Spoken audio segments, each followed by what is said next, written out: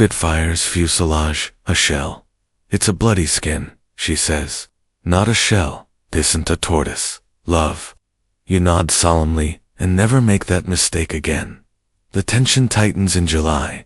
You wake up earlier. You check the radio more often. The sky feels heavier somehow. You start sleeping in your flight suit. At first it's a joke. Then it's habit. Then it's survival. By now, you know Theonomy is coming. The Luftwaffe has begun testing your coastal defenses, probing, nudging like a bully poking a smaller kid in the chest to see if he'll hit back.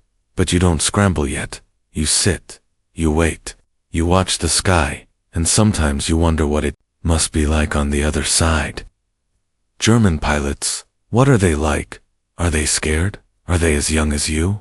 Do they have sisters? Do they eat breakfast, knowing they might be shot down over Kent? Historians still argue whether Goering ever truly believed Britain could be broken just by bombing its airfields. Some say he underestimated the RAF's resolve. Others say he overestimated the Luftwaffe's reach.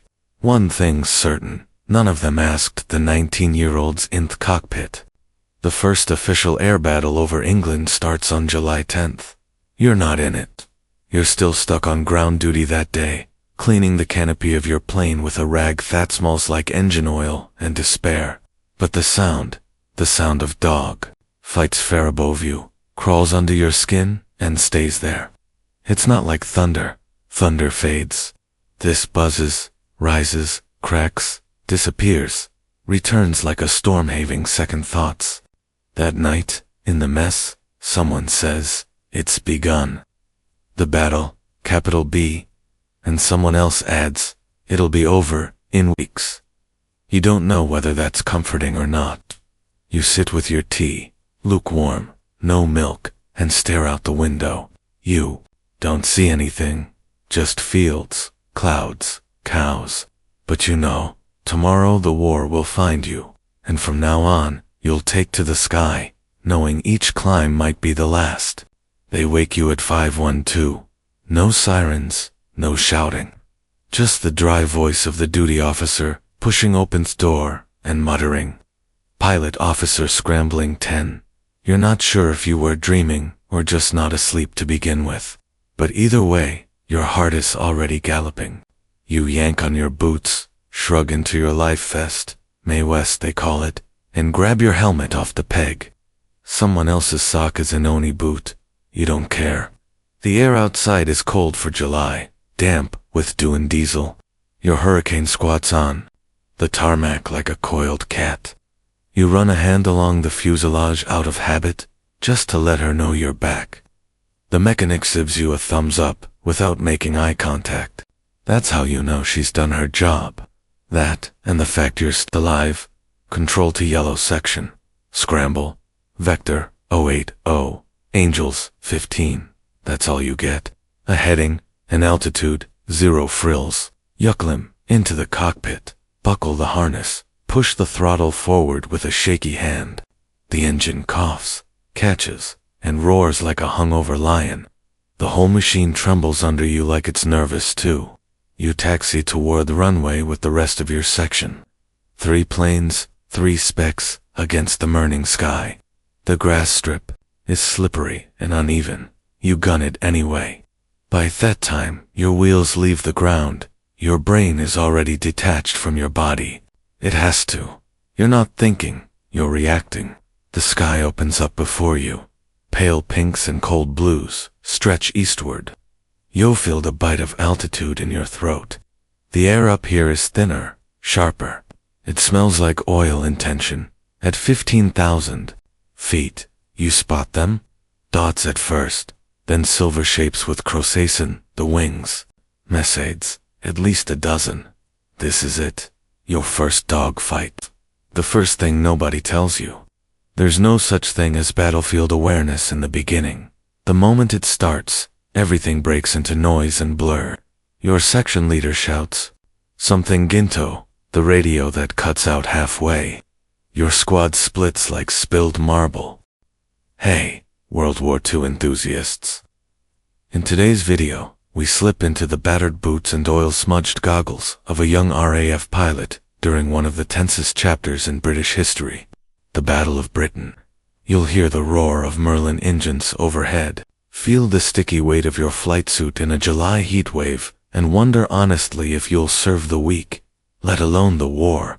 So before you fall asleep, feel free to like and subscribe, but only if stories from deep inside World War II are your kind of thing.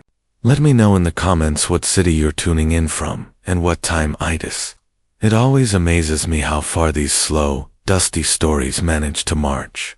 Now get comfortable. Let your mind slow down. We're stepping into another time, not the headlines, just the quiet moments that shaped a generation. You're 17. When you first hear the word Spitfire used in a sentence that makes your heart skip, it's 1939. You've lied about your age, naturally. Everyone does. War is coming. They don't say it yet, but it's in the newspapers, in the worried looks exchanged by your teachers, in the fact that petrol issued her to come by. You've never been to Germany. You've never been in the sky, and yet, here you are dreaming of both. Not because you want to see the world, but because someone has to protect this one. By May of 1940, Hitler's war machine is steamrolling through France. The newspapers talk of lightning war. It's fast, mechanical, unstoppable. You're posted to a training base in Yorkshire. The barracks smell like wet socks and boiled cabbage. Your uniform itches, the beds creak, and the instructor's mustache wobbles when hiles at you for fiddling with the rudder trim like a complete chump. You get 12 hours of classroom work on theory of flight. Then they shove you into a tiger moth, a canvas, and wire biplane that looks like a child's drawing of an airplane. Your instructor is an ex-postman who once crash-landed on a cricket pitch during a foggy demonstration. He tells you this while lighting a pipe. He's not joking. You'll learn quickly, not because the training is good, but because you don't want to die. You master takeoffs, landings, and emergency procedures in the kind of weather that makes ducks winds. You learn how to trim ailerons, how to read a compass mid-spin, and how to avoid vomiting into your oxygen mask. The war comes closer. France collapses in 6 weeks. Belgium folds. The Low Countries are gone in a blink. And Britain, well, Britain is now standing alone. They sire all that's left between Hitler and the White Cliffs.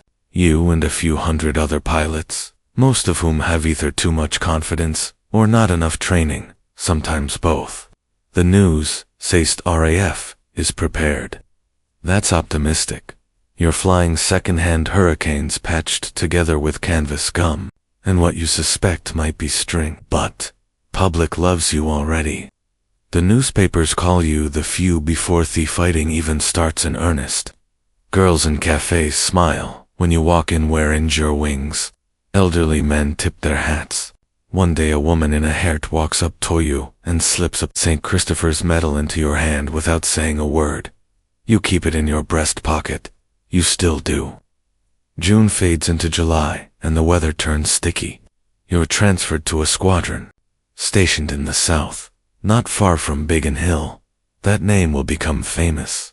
Right now, it's just anotherpless, with cold tea, warm beer, and a field where grass grows stubbornly through the runway cracks. Your fellow pilots are a strange mix. There's Lucky Waters, who says he's never scratched a plane in his life and then crashes into a chicken coop on Hisicond Landing. There's Collins, who smokes hand-rolled cigarettes with trembling fingers and claims he once flew upside down for 10 minutes by accident. And there's Sergeant Dawhurst, a former milkman who speaks with a thick West Country accent and has the uncanny ability to fall asleep anywhere, even inside a cockpit. The mechanics are the true magicians. They keep the planes flying with chewing gum and curses. One of them, Betty, a waif with gray-streaked cheeks and a voice like gravel, once yells at you for calling the "Send us to Buckingham" with a polished pair of boots and a toothy grin. You pretend to scoff, but the idea doesn't sound half bad. You walked the perimeter that afternoon, boots crunching over gravel, the air filled with bird song and the faint hiss of wind through canvas. There are still old planes tucked into the grass near the hangars, wrecks mostly ones that limped home and couldn't fly again. The bones of battles past, their paint faded, their wings stripped, ghosts, really. You find your first Hurricane, still parked at the far edge into a tarp. You hadn't realized it was still there. You walk up and peel the cover back. She looks smaller now. You knock once, then again, then a third time. And for the first time since you arrived, you feel your chest loosen. You're not needed in the same way anymore. And that feels like both a gift and a punishment, because there's no applause for walking away. No parade for Thasu who didn't perish, but still carry the weight. Historians will write the battle down as a turning point. They'll speak of it as a clean chapter. Britain stood alone, and Britain endured. The few fought, the many watched. The tide turned, but history never mentions the waiting, the routine, the sound your gloves make when they creak against the stick, the feeling of chalk under your fingernails from marking names you never wanted to erase. No one talks about the guilt of surviving. You'll carry that, not always, not every day, but it'll hum beneath your skin like an Indiana title. Still, when the letter comes, your official stand-down order, you feel something like relief, not celebration, just a long exhale. You tell Theo over breakfast. He nods. Same here. They're sending me to Cranwell flight instruction. You'll be good at it, you say. He shrugs. Hope I don't teach them all me bad habits. You'll teach them how to stay alive. That's enough. That night, the squadron throws a quiet send-off. Nothing dramatic. Just a few toasts. A few bottles passed hand to hand. Moose reads a bad poem he wrote. Albright sings something barely in tune. Someone finds a harmonica. You sit by the fire, scarf loose around your neck, and listen. You don't need toss-peak. Not tonight. You said everything that mattered in the air. Before bed, you pack slowly. Helmet, gloves, logbook, the scarf, the photo from your mother folded neatly, a feather from some bird that got caught in your radiator grill, and miraculous, a cartridge casing from your first confirmed hit. The T-tin UV carried from base to base, dented and half full. You pause at the door, and look back. It's just a bunk, just a room, but it was home for a time.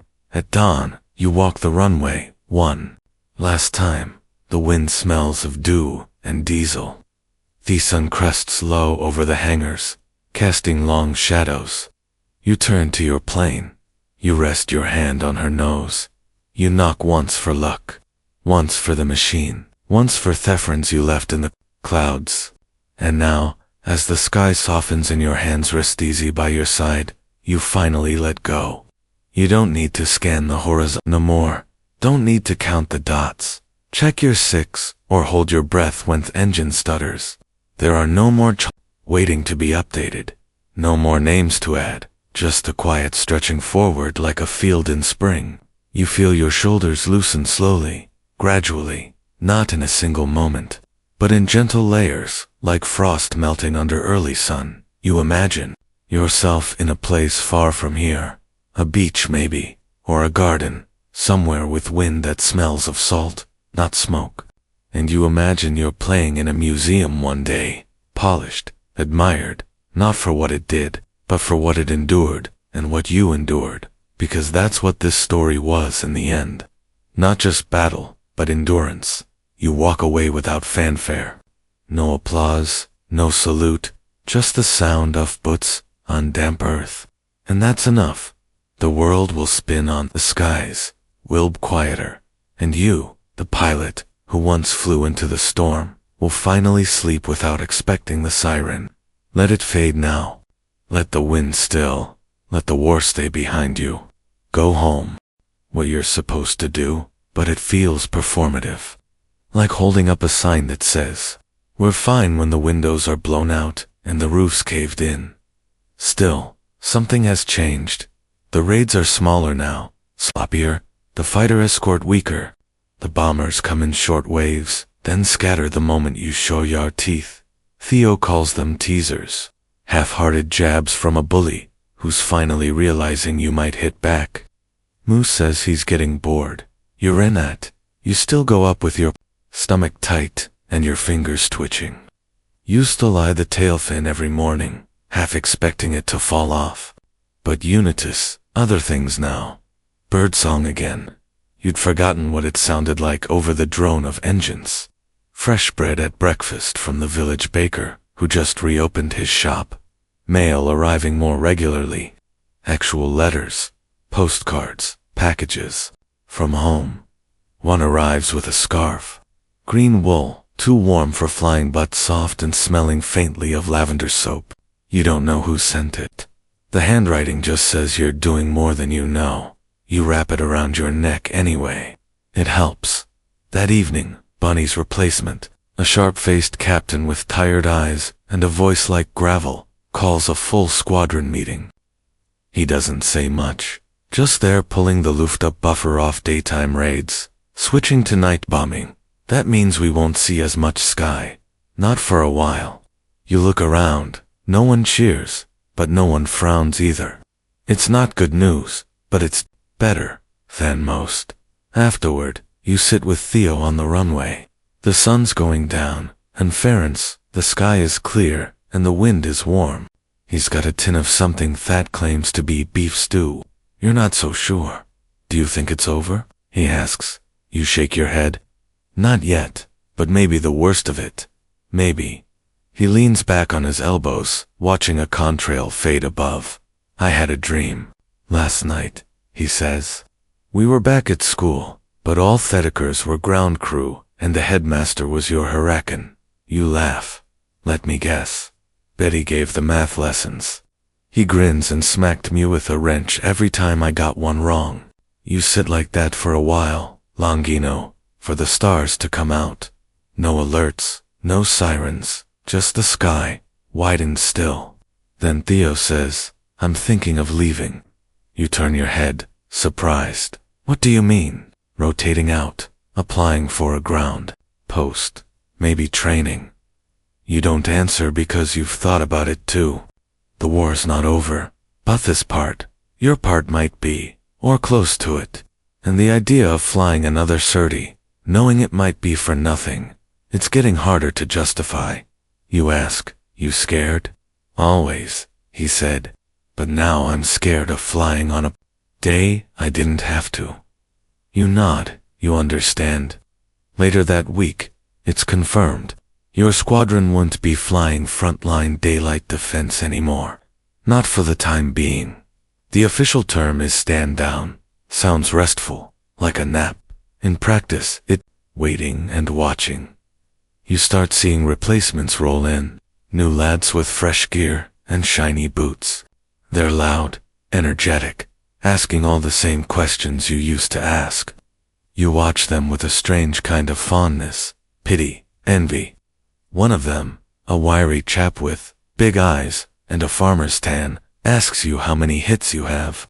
You shrug an out to wish. I didn't. He goes quiet after that. In the hangar, Betty is humming again. It's the first time in months. She has a list of repairs that aren't urgent for once. And she actually takes her time, like she wants to get it right, not just done. You offer to help. She grins. Don't break anything, hero. You still knock 3 times on the fuselage every day, even if you're not flying. The habit doesn't vanish just because thirds do. Some nights you still hear planes overhead, German bombers running night missions. You can't intercept them, but you listen anyway. It's strange lying in your bunk hearing the distant hum of engines and not doing anything. Stranger still, you don't want to. Historians still argue whether Luftwaffe's shift to night marked the end of their campaign's effectiveness. Some say it was a sign of weakness. Others say it was strategy. You say it was mercy, because at least now the sky belongs to you during the day. You take longer walks. You write more letters. You and Theo sketch a plan for a trip to Paris after, and you breathe. You breathe like a man who forgot it was possible. The channel is still there, still wide, still gray, but for the first time since you arrived here, it doesn't feel like a wall. It feels like water again. and you think maybe you'll cross it someday on your own terms. Then you lads don't knock on the fuselage. They don't even know it's a thing. You watch one of them climb into his Spitfire, some eager soul with a grin too wide for war, and he just hops in, checks his gauges, and takes off like it's a weekend ride. To the coast, no pause, no ritual, just sky. It makes you smile. You don't begrudge them the confidence. They'll learn soon enough. The sky teaches everyone. You just hope learn gently. The squadron is quieter now, not because there's less to do. There's still paperwork, still drills, still mess duty, and faulty radio sets and pigeons that keep nesting in the damn engine sheds. But the noise has changed. Less urgency, more routine. Some would call it peace. You know better. It's space. Space between scrambles. Space to breathe, to think, to feel things you'd locked in a box weeks or months ago. The war isn't over, but something inside it has shifted. They post your flight log one morning, a thick stack of paper with your name in black ink at the top. Hours flown, to 16. Confirmed engagements, 31. Enemy aircraft destroyed, 6. Probably Squatro survived all of it. You stare at that last line longer, than others survived. Just one word, type small, but it hits like a slap. You fold the paper, and slide it into your duffel bag without a word. Theo gets his later that day. You meet him outside the hut. He's holding his heat like it might bite him. Reckon that's the last one, he asks. You look up. The sky is clear. The wind is soft. Maybe. He nods, but says nothing more. The talk around. The mess is that some of you may be reassigned. Not to other squadrons, those still rotating, but to training roles, home defense, even PR, ambassadors in uniform. Moose jokes. You think about it. Every time you say, he nods. Same dot. Then let's keep being scared. Means we're still here. You raise the flask. He clinks it with his two, still being here. You both drink, then knock 3 times on the fuselage. Always 3. There are fewer of you. No. It's not that the squadron's been disbanded, or that anyone made a speech about it, but you can feel it. Every morning, there are more empty chairs at the breakfast table, more quiet glances when control calls out for fewer boots by the door, fewer chalk marks on the mission board. You're NA just short on people. You're short on voices. The room doesn't sound the same. Even Moose has gone quiet, and that's saying something. He used to fill silence like it owed him rent. Now he mostly stares into his tea, like it's about to reveal a prophecy. Theo still cracks jokes, but they land softer. Less bark, more sigh. You all still fly, of course, but the tone has changed. They send you out today over channel again. High patrol, clear weather, almost too clear. The sea glints below like an unblinking eye. The air is calm, still, no wind. You see it before you hear it. A V-shaped smear of black against the horizon. An Othor Luftwaffe wave. Not bombers this time. Fighters. Dozens. You know the dance by heart now. The dive, the angle, the throttle twitch, the stutter of Thegans. You find a messes and drop him behind. He's good. Sharp turns feints, but you're better today. You fire. A short burst. His wing shudders. He pulls up too hard and stalls. You don't follow. You stop watching them fall. You focus on Theo 6. He's boxed in by 2 fighters. You cut across fire with Edo, scare them off. One pills away, the other doubles down, so Theo loops hard and comes up under him. They nearly collide. UEC, then it's over. Thayer clears. Your section reforms. 4 planes went up. 4 come back. That's something. Back at base, Betty meets you with a cloth and a scowl. Did you breathe on this engine? Smells like it's angry with you. You grin, unbuckle your harness, and slide out of the cockpit. I didn't even touch the thing. Then maybe it's angry with me. Fair enough. You hand her your helmet. She takes it gently. The debrief is short. No hits confirmed, but no losses, no damage other than one tail rudder that Moose describes as slightly flamed. It's the first no-loss flight you've had in weeks, and still no one. Later that evening, you sit at the end of the runway and look east. You can't see France, of course. It's too far, but you feel it. That ghost coast that keeps sending fire your way. You wonder what it looks like over there. If some is sitting on a hangar roof, staring back across the channel, asking same questions. Historians still debate the effectiveness of the Luftwaffe channel tactics, whether spreading the raids out over water reduced their coordination, or if the isolation warriors sighed down more than theirs. You don't know. You just know that fighting over the sea feels different. If you go down over land, there's a chance. A field, a parachute, a crash with witnesses. But the channel is a graveyard, cold, deep, indifferent. You remember the first time you flew low over it, during a mission.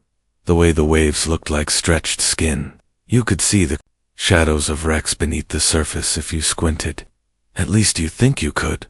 They don't mark them on maps. There are too many. That night, Control calls an emergency meeting. Not a scramble, just news. They're redeploying some squadrons north. You're not one of them. You stay. You always stay. Theo looks relieved. Moose does not. They're moving the new lads out, Moose says, pushing his tray aside and themeses, protecting the ones they can still train. Smart, you reply. Cowardly, he counters. You pause, then say it's both. Theo changes the subject, starts talking about a bakery he used to visit as a kid. The kind with big jam buns and paper bags that stuck to your finger shoot. It rained. It's not really a story, just a memory. But you let it fill the room because memories feel rarer now than victories. That night, you can't sleep, so you walk the field. The hangars glow with low lamplight. The hurricanes tucked under canvas like old horses glint with dew. You run your hand along the side of your plane.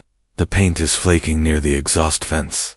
You trace a finger through the grime and find the original serial number beneath. You wonder what flew it first, where, when, if they made it home. Then you do something you haven't done in weeks. You sit under the wing and write a letter. Mom, I'm tired, but I'm still here, still flying, still fighting, still waiting for something. Toe shift. Sometimes it feels like the sky is shrinking, like there's less room to breathe. But we're still holding. Tell Selena I miss her. Tell Dad to stop writing advice, unless he's planning to come up here and try it himself. And tell the cat that, no, I'm not bringing him back a German helmet. Love me, you seal it. Hand it off the next morning, then go up again. Same flight path, same escort duty. Only this time the Germanston show. The sky is empty. It almost feels worse. You fly your route, nose into the wind, engine humming steady, and start to think, what if it's over? What if that last raid was the worst? What if this silence is the start of something new? You don't believe it. Not yet. But for the first time in weeks, you think maybe, just maybe, you could learn how to live after this. You glance left. Theo. Waves. You tip your wings. Still flying. Still here. Still holding. The first time Sumionases the word victory. It feels wrong. It's said in passing over the radio. Clipped and casual, like a weather update. Intercept, successful bomber sterned back. Minimal damage. Victory conditions met. You're circling above coast when you hear it. The channel below slate gray and restless. Thea hears it, too. His voice clicks in over the headset. Victory, he repeats, like us testing the shape of the word in his mouth. Do we get a cake? You don't truly? Not because you're too serious to joke, just because something about it doesn't sit right. You've been flying every day for weeks, some days twice. You've watched half your mates disappear into smoke and cloud. You've seen cities turn to charcoal from 10,000 feet. You've had dreams that don't end, even when you wake up. And now someone says, Victory. You land to applause again. A few claps from the ground crew. A flask passed around. Albright doing a terrible impersonian of Churchill in the dispersal hut. You smile, because that's every night, but most. You both pretend it's about the fresh air, the silence, the view. But really, it's about staying still without feeling guilty. Theo breaks the quiet. You ever think what it'll be like when this is over? You sigh all the time. What will you do? You think about it? For a while, you wanted to be a teacher, or maybe write books.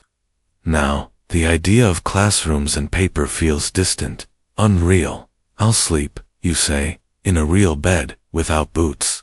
Theo nods. I'll go somewhere loud, Paris, New York, anywhere that doesn't smell like cordite and canvas. You both fall quiet again. Then he says, do you think we'll even recognize Piece 1? It comes. You want to say yes? You want to believe it.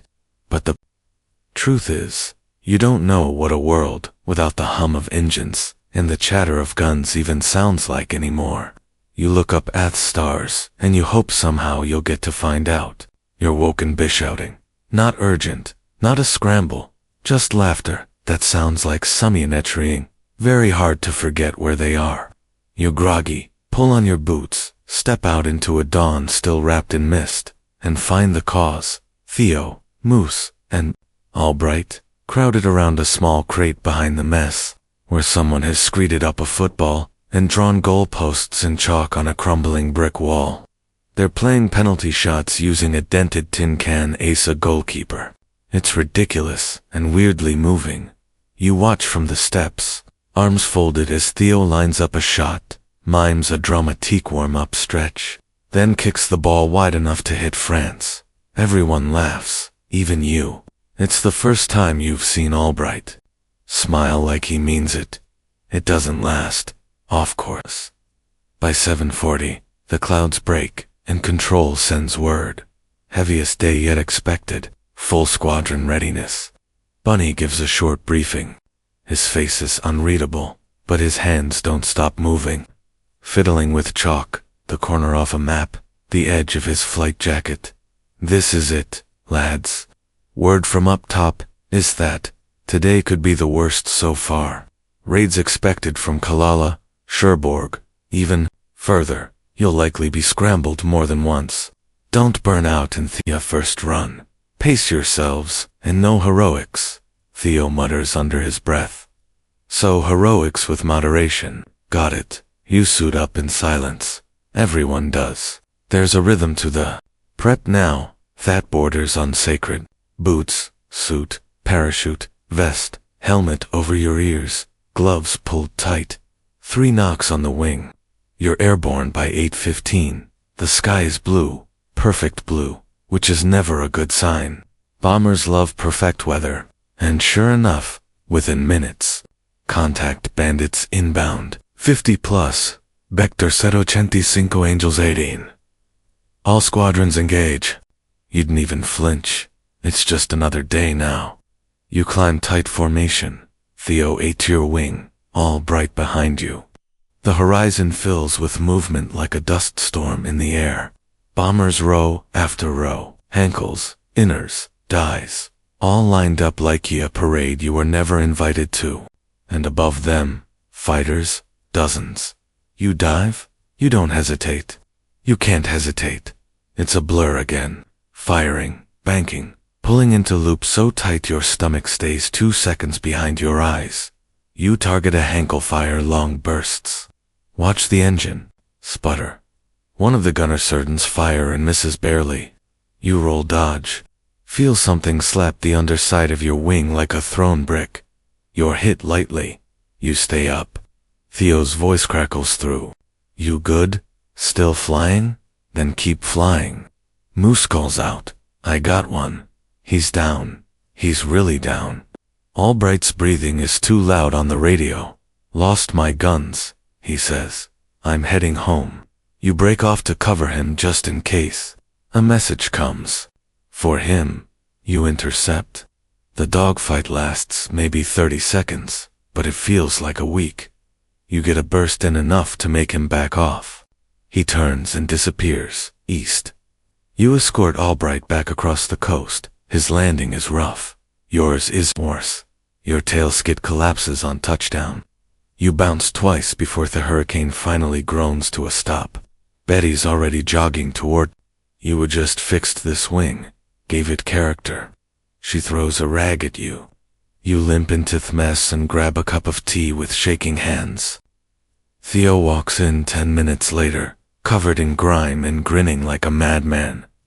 Still alive. You nod. I got a height, he says then. First time I was sure. No, maybe about it. He was gone. You meet his eyes. How'd it feel? He doesn't answer right away. Then he says, less than I thought, and more. You understand? You go up again, at noon. Same squadron, fewer planes. Bunny joins this run himself. You don't ask why. Maybe to keep morale up. Maybe to make sure things don't fall apart. The skies are worse now. Messier. You see plumes of smoke, already rising from towns below. Trains maybe, or factories, or just bad luck. The enemy fighters are bolder. They charge headlong, guns blazing, as if they've stopped caring about tactics. You match them. One gets too close. You spin into a corkscrew, lose altitude fast. Feel the G's press your lungs against your spine. You level out just above a church steeple. Your propeller's not right. It's vibrating. One blade might be bent. You fly back barely. Another hard landing. You stumble out, lean against the fuselage, and exhale like you've been holding your breath for a year. Someone tells you Bunny's plane never came back. The room goes still. Theo sits down without speaking. Moose tears a sleeve off his flight suit and throws it across the room. Albright just stares out the window. No one eats. The chalkboard gets updated. No fuss, no speech, just a line through a name. The hardest day. Historians still argue whether this was the peak of the battle. The tipping point where the Luftwaffe committed the most resources and the RAF nearly broke. Some say it was a victory. Others say it was luck. You say it was a day you'll never forget. The worst part isn't the fear. It's the knowing. Knowing you'll go back up tomorrow. That someone else might not return. That the care across from you might be empty by evening. You sit by the hurricane late that night. The stars are out. A few meteors streak overhead, soft and silent. Theo joins you, flask in hand. You sip in turns, say nothing. Then he says, "One need, a new co." You nod. "Yeah, think it'll be me." You raise an eyebrow. He grins. "Kidding, I can barely lead my laundry too." "Through a shroom," you chuckle. Then he asks, "You still scared?" Smoke. You both level out, gasping, wings steady. "Saved your pretty face again." Theo says, "Wasn't worried." Liar. Back at base, you land with just enough fuel to taxi. Your knees shake when you climb down. The mechanic doesn't say a word, just starts. A checklist inside the briefing hut. Bunny is already chalking up damage reports. Begins still standing, barely, but it held. Then he turns to you and Theo. "Yout woo, nice work tonight." You nod surprised. Praise from Bunny ice like. A sunny day in December. Rare and probably a mistake. "Thanks, sir," Yobath say. He clears his throat, and there's something else. You look up. He gestures toward a folder on the desk. Combination. They're upputing your names forward. You blink for what? Surviving apparently, and a few confirmed hits. You glance at Theo, who shrugs. "Bit late for that, isn't it?" Bunny chuckles. An actual laugh. You'd be amazed how slow bureaucracy moves when half the cities are on fire. You don't tell anyone about the letter in your pocket. The one that arrived that morning from your mother, folded 3 times, written in blue ink, smelling faintly of lavender. She writes, "We saw you on the newsreel. I think it was you." The scarf looked familiar. Everyone at the market says we're proud. I tell them we're terrified, but still proud. You haven't ridden back yet. You don't know how. What do you say? That you barely sleep? That you can't remember the last time you felt safe, even sitting still? That every time the engine cuts, you expect the sky to vanish. Instead, you put Thelator under your pillow, and you lie there staring at the ceiling, wondering how many more raids you'll fly before it all changes, if it ever does. Later that night, Ya walked to the hangar just to see your hurricane. She sits there in the dark, hulking and battered, stir with oil, tail sagging slightly. You knock once, then twice, then a third time, always three. Then you whisper, "Still here," and in the quiet, you could almost swear she answers, "So am I." You start asking yourself the question more and more often now. Why do you keep doing it? Why do you keep climbing into that battered cockpit, buckling the same stiff harness, knocking 3 times like a fool praying to a god made of rivets and canvas? Some days the answer feels obvious, Bose. No one else will, because this is your job, because you made a promise, because if you don't, they'll hit another city, another train station, another row of houses with laundry still flapping on the line. But other days, the reasons blur, especially when you walk past the empty bunks, especially when control says scramble and you flinch before you move. You've made it this far, yes, but you're no longer sure what's keeping you in the fight. There's no glory anymore. That burned out around week 3.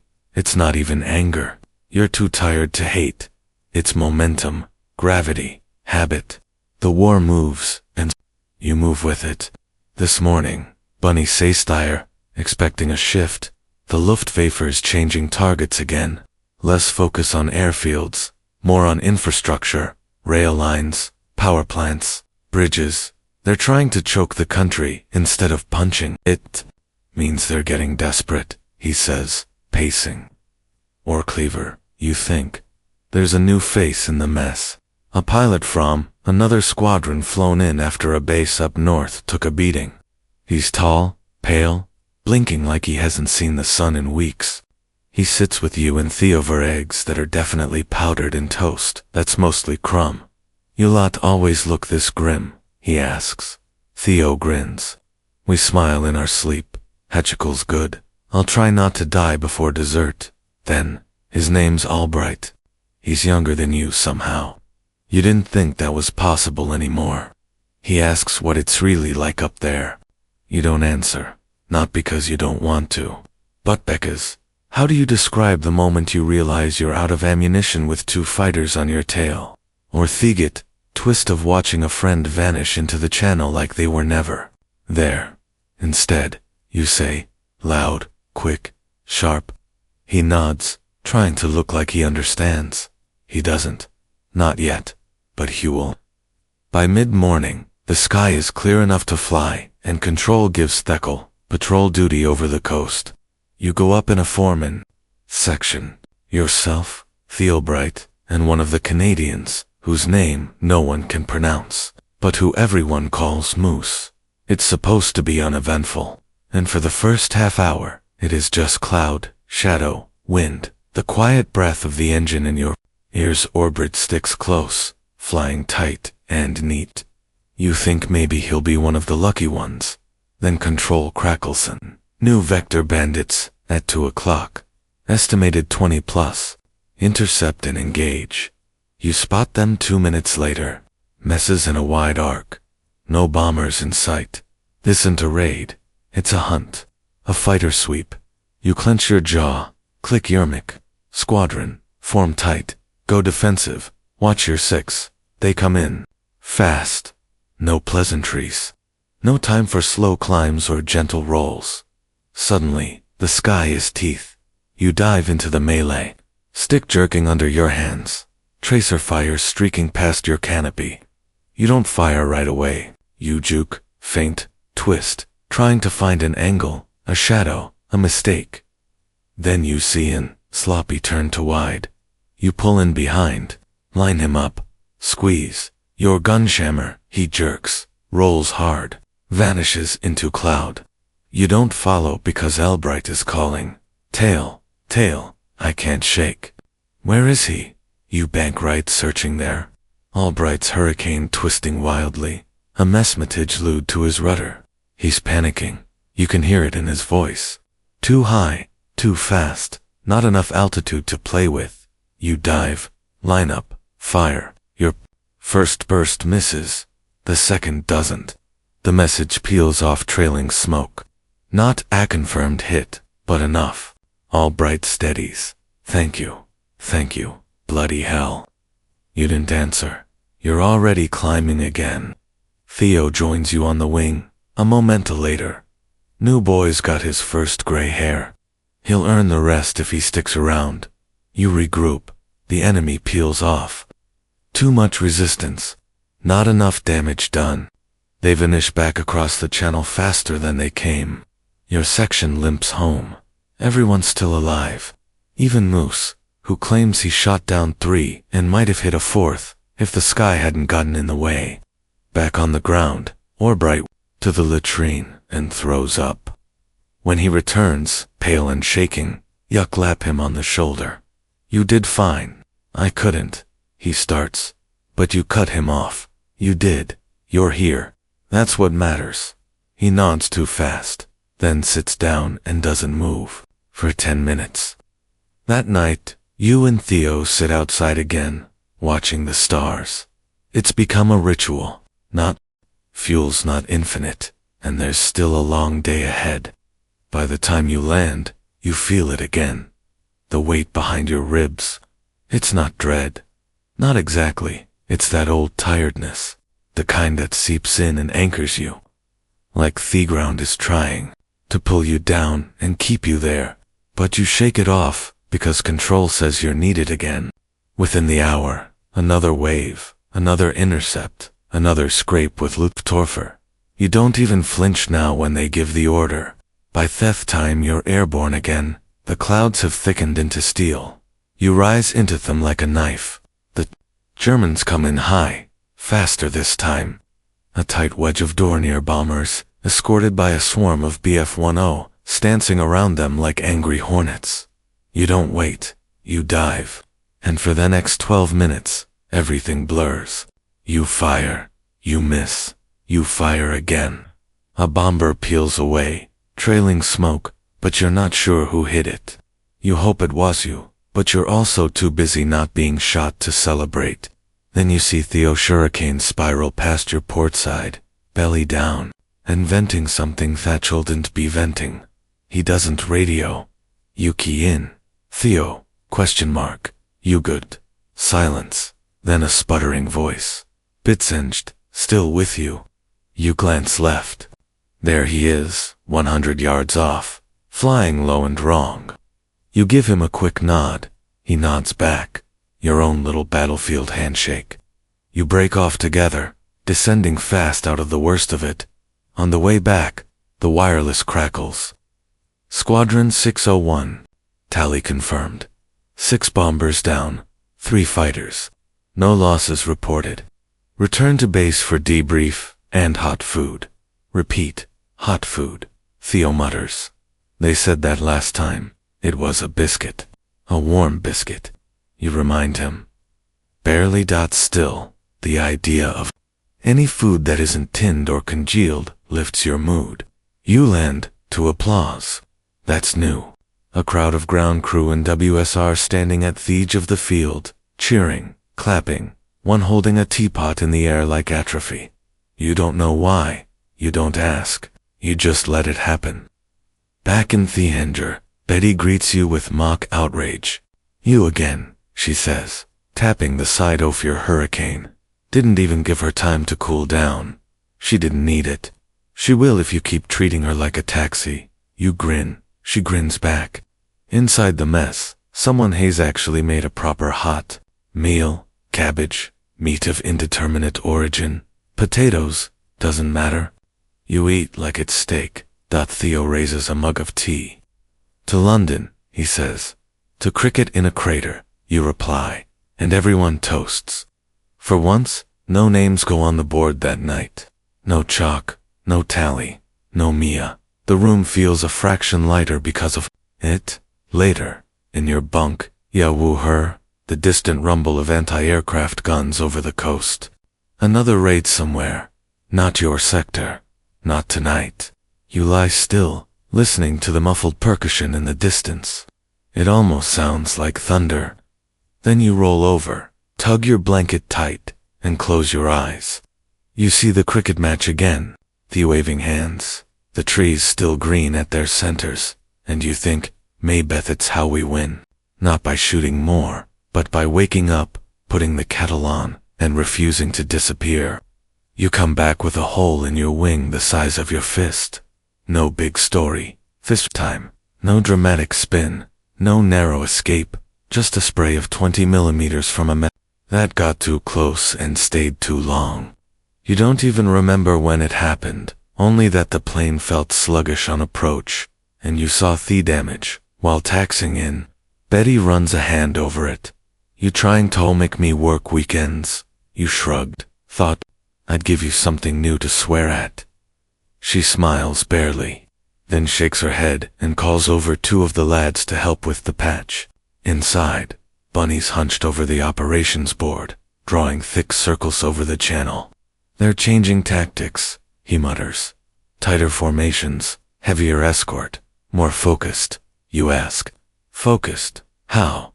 He taps a red mark in the map. Big hill. Again. You ask. He doesn't answer.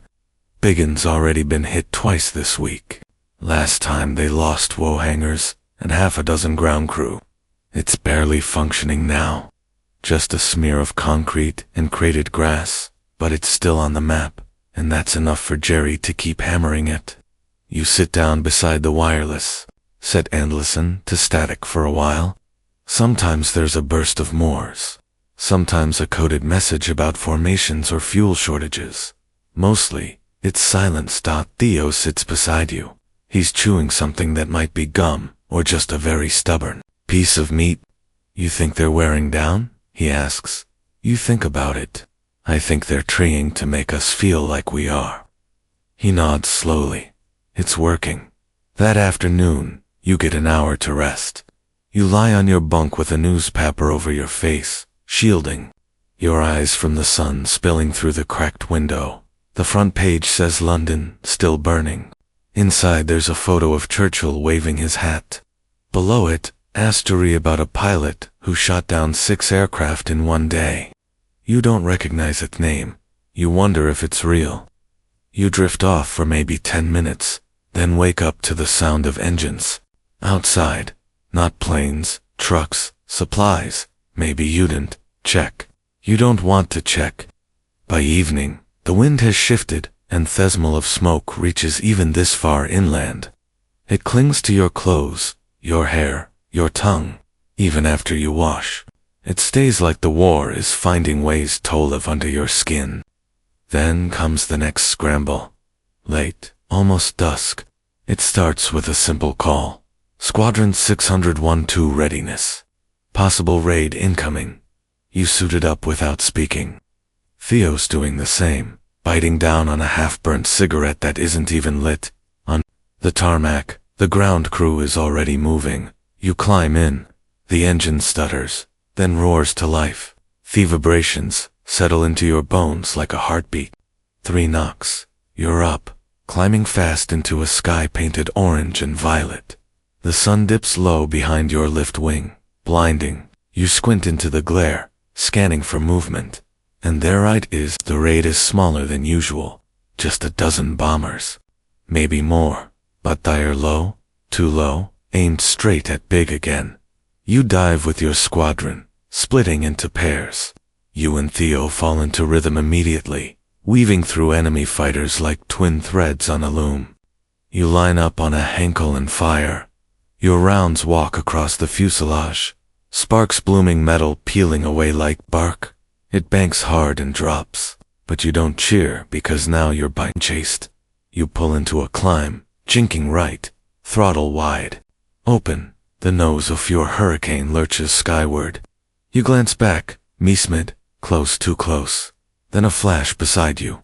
Theo rolling in from high right, cutting across your tail, and emptying half his ammo into your pursuer. The German fighter veers, trailing. Alden out to shave. You forget his name. Might be Archer or Alden, something with an A. He nods at you, tentative. Is it always like this? You shrug only on the bad days. He doesn't laugh, just stares out into the mist, like it might show him something.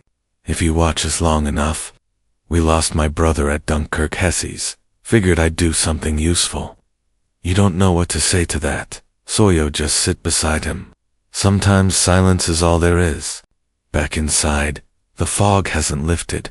Bunny calls a meeting anyway. Not tactical, more like an update. He lays out the usual German sorties increasing, bomber loss mounting on both sides, reinforcement schedules delayed. You already know then, don't matter as much as they pretend. Then he adds, there's talk of pushing us north if the fields here take more hits. The room stiffens. Someone asks would that mean rotating out? Bunny shakes his head. No rotation, just relocation. We stay, on the line wherever it moves. No one speaks after that. Later you sneak a nap in the crew hut, 40 minutes in, a sagging bunk, under a patchy wool blanket. The dreams aren't nightmares, but they're not restful either. You're flying, always flying, and you can't find the airfield. You just circle over and over until the sky goes black, Yahweh, to the sound of rain. Real this time. Big drops tapping on the windows. Thunder far away. The fog is thinning, but it's still too heavy for flight. That's when the board game appears. Someone finds an old chess set in the storage locker. Theo insists he hasn't played since school, then proceeds to beat everyone anyway. You watch for a while, then take his place, and lose, magnificently. You think too far ahead, he tells you. Sometimes you've just got to react. That hits harder than he probably intended, because that's the truth, Fit, isn't it? No grand plan, no master strategy. You react day after day, scramble after scramble. You shoot, you dodge, you live. If you're lucky. Historians still argue whether the RAF's resilience was born from discipline or sheer bloody-mindedness. Whether these off days and slow periods between raids built courage or frayed it, the jury is still out. Around dusk, the fog finally clears. The field glows golden in the low light, and the clouds peel back like curtains. You stand at the edge of the runway and stretch your arms as if you could peel the stiffness from your spine like old wallpaper. You think you'll be in the air again tomorrow? And you're right, because Theckel comes just after breakfast. No panic, no drama, just control, informing Bunny that a large formation is forming over Kalala, likely targeting Portsmouth this time. They want 601 Squadron airborne by 0940. You suit up with practice speed, boots, harness, goggles, helmet over the ears, strapped tight. Your Hurricane is waiting. Fresh oil, full tank, 2 tiny bullet patches near the nose that Betty says give it character. You climb in 3 Canucks, then up. The clouds today are high and thin, like brush silk. You level out at 18,000 feet and scan the horizon. Your section forms tight. No chatter on the radio, just the crackle of static and the occasional breath. And thin contacts, dozens, heading in fast. Your heart doesn't even flutter. Not anymore, it just clicks into rhythm like a watch winding up. You dive with the others. You take aim at a bomber and squeeze. The guns rattle. You peel off again, then again. One bomber spins out, another trails smoke, and then a flash dot too close. Something slams into your wing. You jolt sideways, nose dipping. Alarms scream inside your skull. Even though your plane doesn't have any thestic shutters in your hand, you wrestle with it, gritting your teeth. The porteleron's damaged. You can still fly, barely. You break off, swinging wide, circling lower and lower, until you limp back across the channel. You radio control. They clear you to land. You dobedly. The landing gear buckles. The left wheel collapses. You grind acros grass like a skipping stone, then shudder to a halt with a wheeze of steam. Betty is there in seconds. You all right? She barks. Define all right. You mutter, climbing out with what's left of your dignity. She smacks your arm. Not gently. Stop breaking my airplanes. You grin. Stop giving me ones I can break. That night, the mess hall is rowdy. Someone snuck in a crate of cider. Bunny pretends not to notice. Even you laugh. Even you sing once. And when Theo raises a glass to the ones who didn't it up today, everyone cheers. Because today the line held, and that's enough. You tick off just after sunrise. The world below is still waking up. Mist still clings to the hedge, and the fields are soaked with morning gold. You didn't get views like this when you're not being shot at. The irony doesn't escape you. You climb with your section, banking gently over the southern coast. Your hurricane groans a little in the climb, but everything feels steady, familiar, like slipping into an old coat you forgot you owned. There's no enemy in sight, not yet. Just the open sky, the hum of the engine, and the wide sprawl of England yawning below you. Today's mission is different.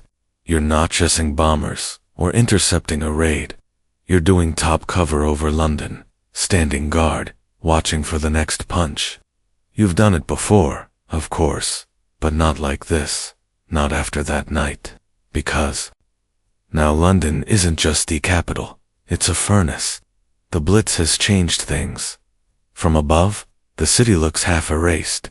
Great ribbons of smoke still curl into the sky from Theast End.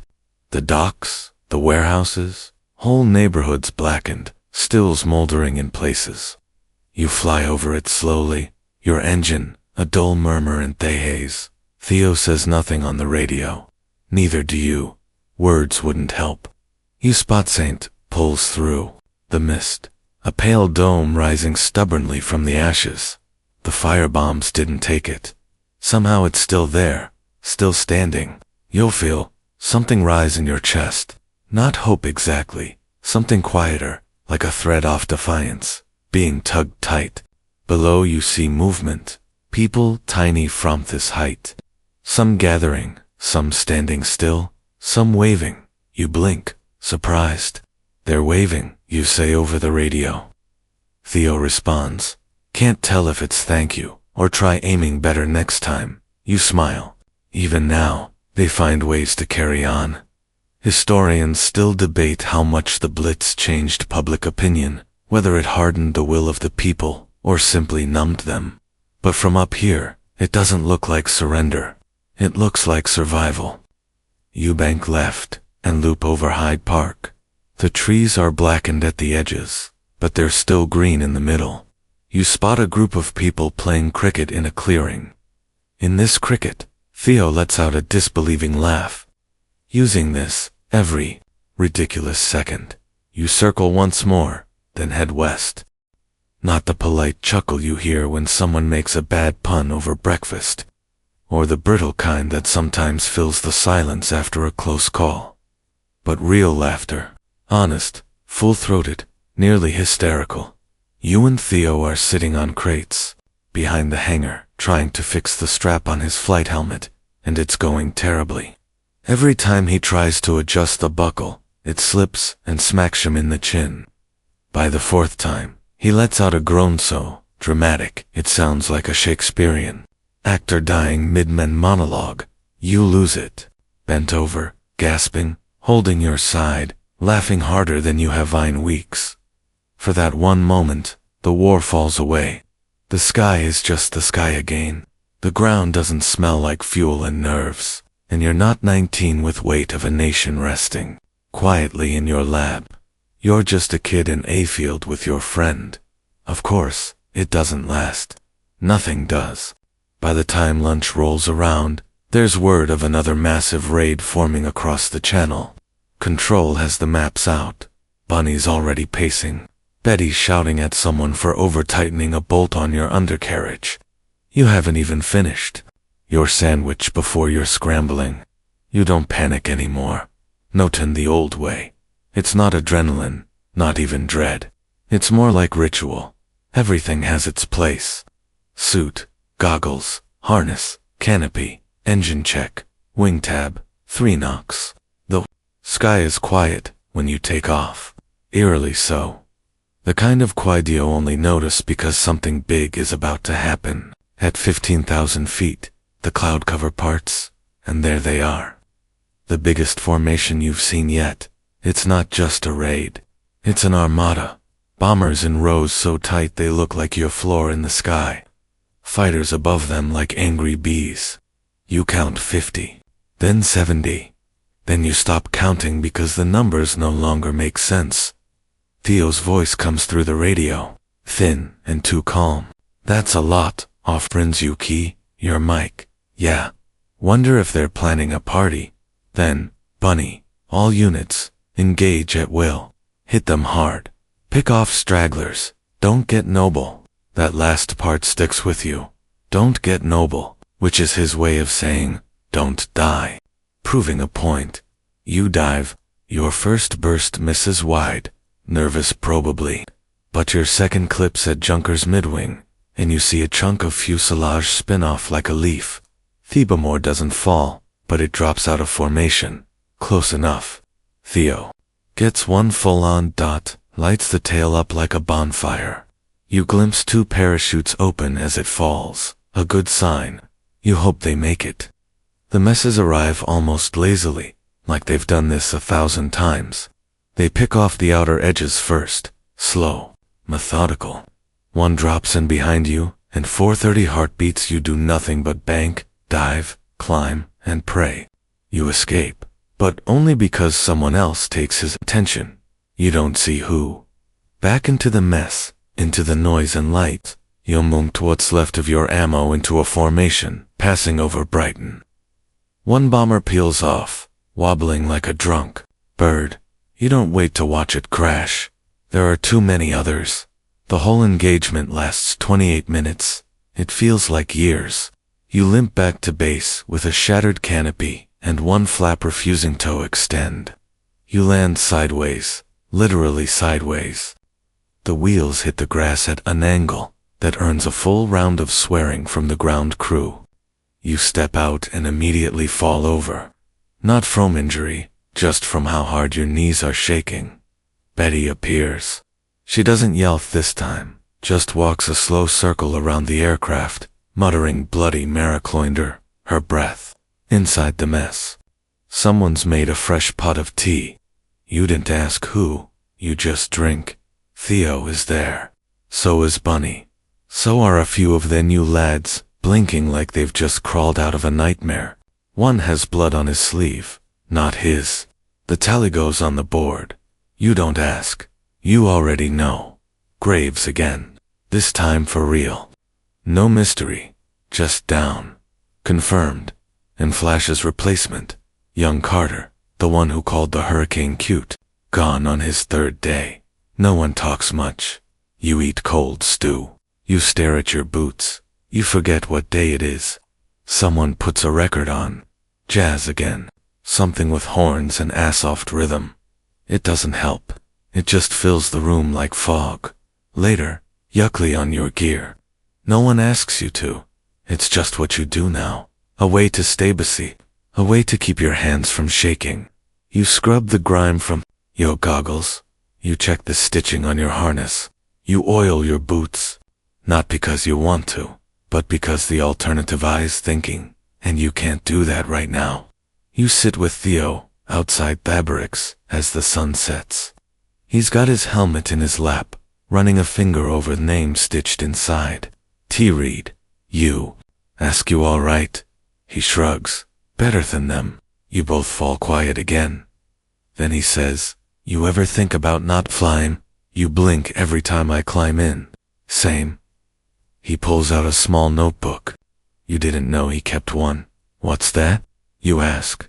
Just names, stuff, places I want to see when this is over. You nod. Anywhere good. He flips a few pages. Paris, Cairo, New York. You grin.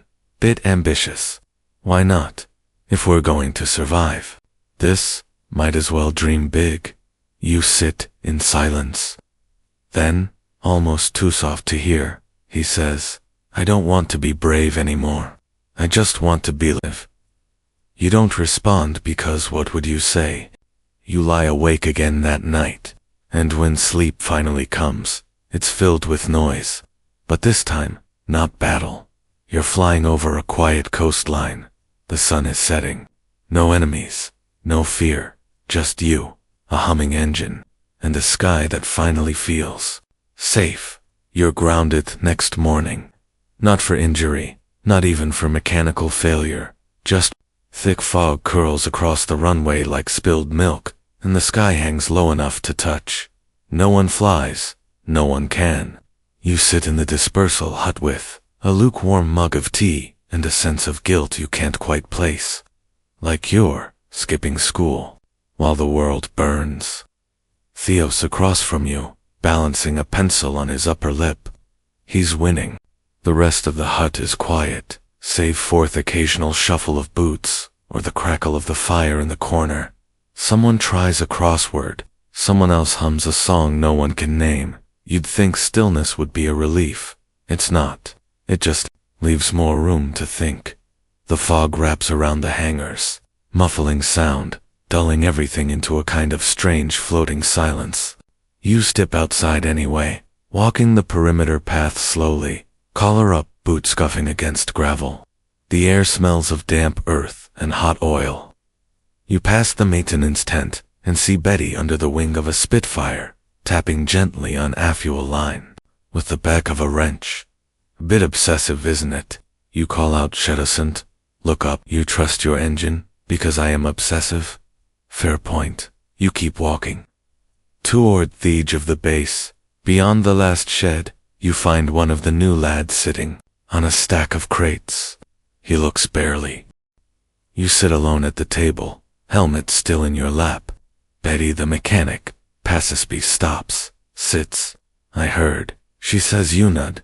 He's probably just down in a field somewhere. She adds, he's lucky, Yoko no. That you nod again, but you don't believe it. That night, the base falls into rare silence. Even the radio is quiet. Hourless music. No jokes, just a clink of cups and the shuffle of boots. Someone leaves a bottle of whiskey on the table. No one claims it, but everyone drinks. Later, you find yourself in the hangar alone.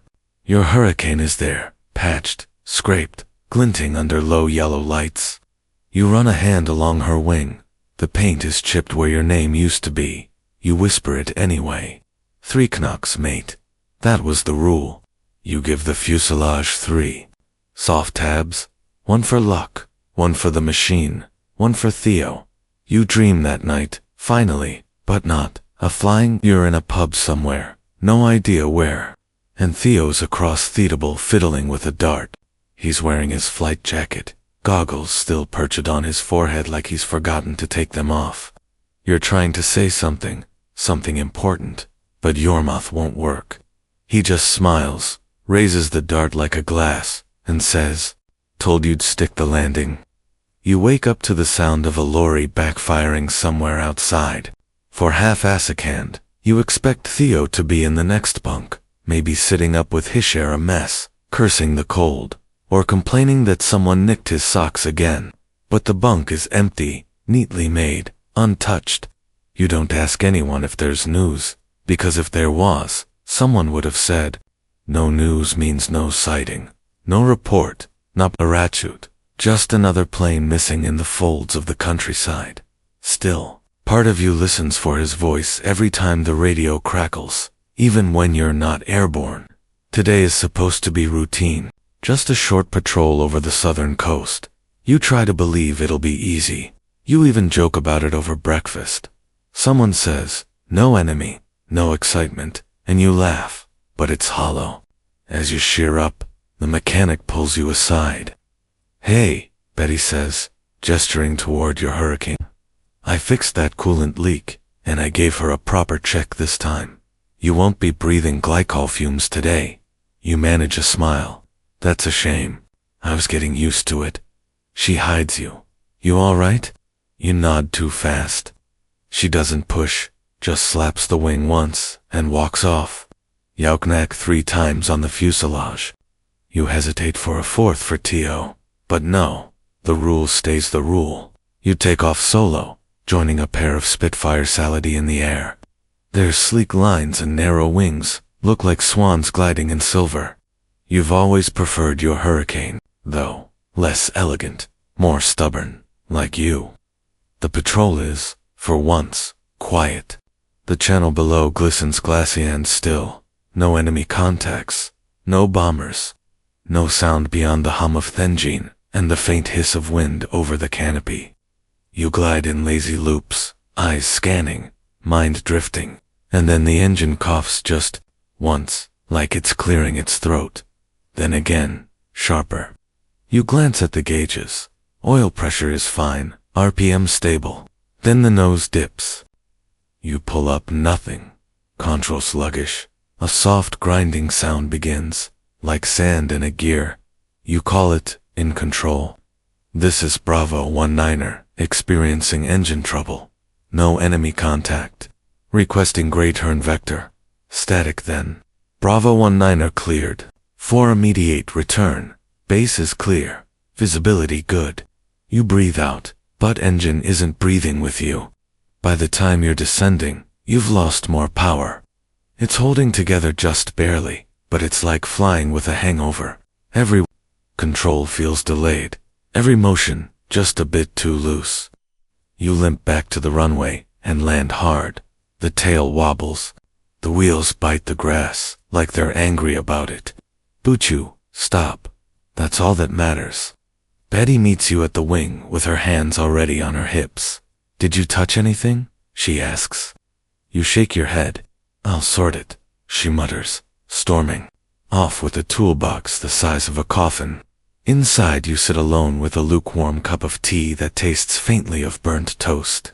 The radio is playing jazz, something scratchy and sweet. For a moment, you feel removed from the wall, like you're watching someone else live this life from the other side of a mirror, until Bunny calls you into his office. The room is small, papered with maps and notes. There's a photograph on his desk. 2 boys fishing by a lake. You've never scowled who they are. You never will. Sit, he says. You sit. He clears his throat. Still no word on your friend. You nod, silent. I know that doesn't mean much, but I thought you ought to hear it from someone. Another. Nod.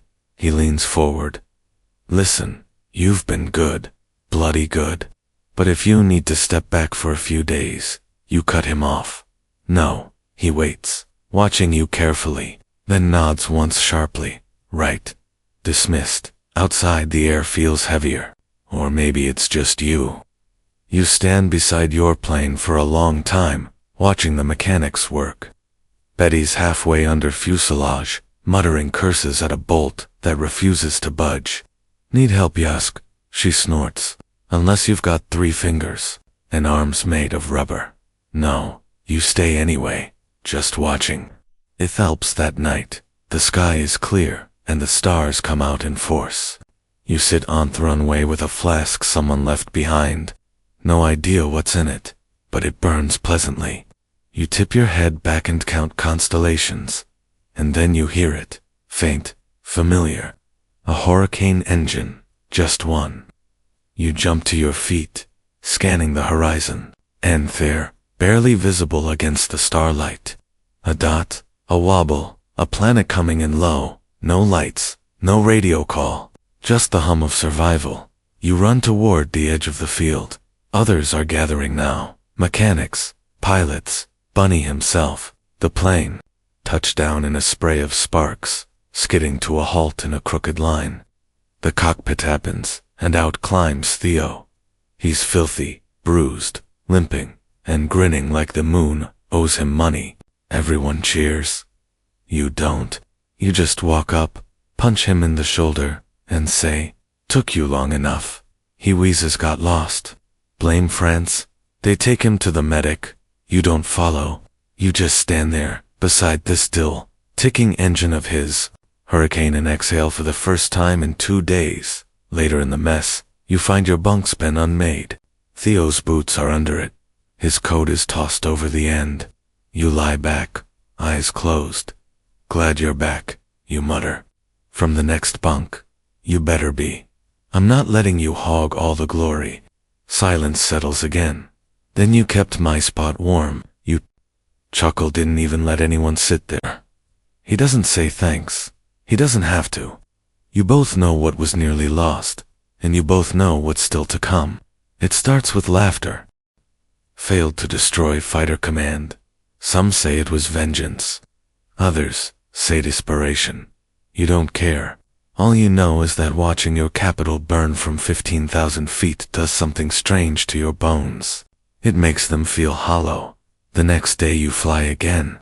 It's a patrol, this time west of Dova-Klirskis. Light turbulence. For once, no combat. And that's worse, because now Thefir has room to stretch its legs. You and Theo drift in loose formation, looping, out over the channel and back. You both keep expecting to be ambushed to see black specks materialize on the horizon, but nothing comes.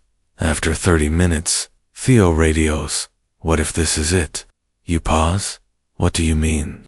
He clicks his mic again. "What if it never goes back to normal? What if this is just how we live now, waiting for the next one?" You don't answer because that's what too, been thinking too. You land, taxi, climb out, and you don't remember doing any of it. That night, the squadron gets its first real mail in. You get a letter from your sister. It's short, sweet, full of questions. Are you eating? Are you sleeping? Is it true you're heroes? You write back. Food's fine, sleep's a bit wobbly. I'm not a hero, I'm just flying. Love to Mom. Then you add a postscript. The sky looks the same here, but it isn't. You seal it.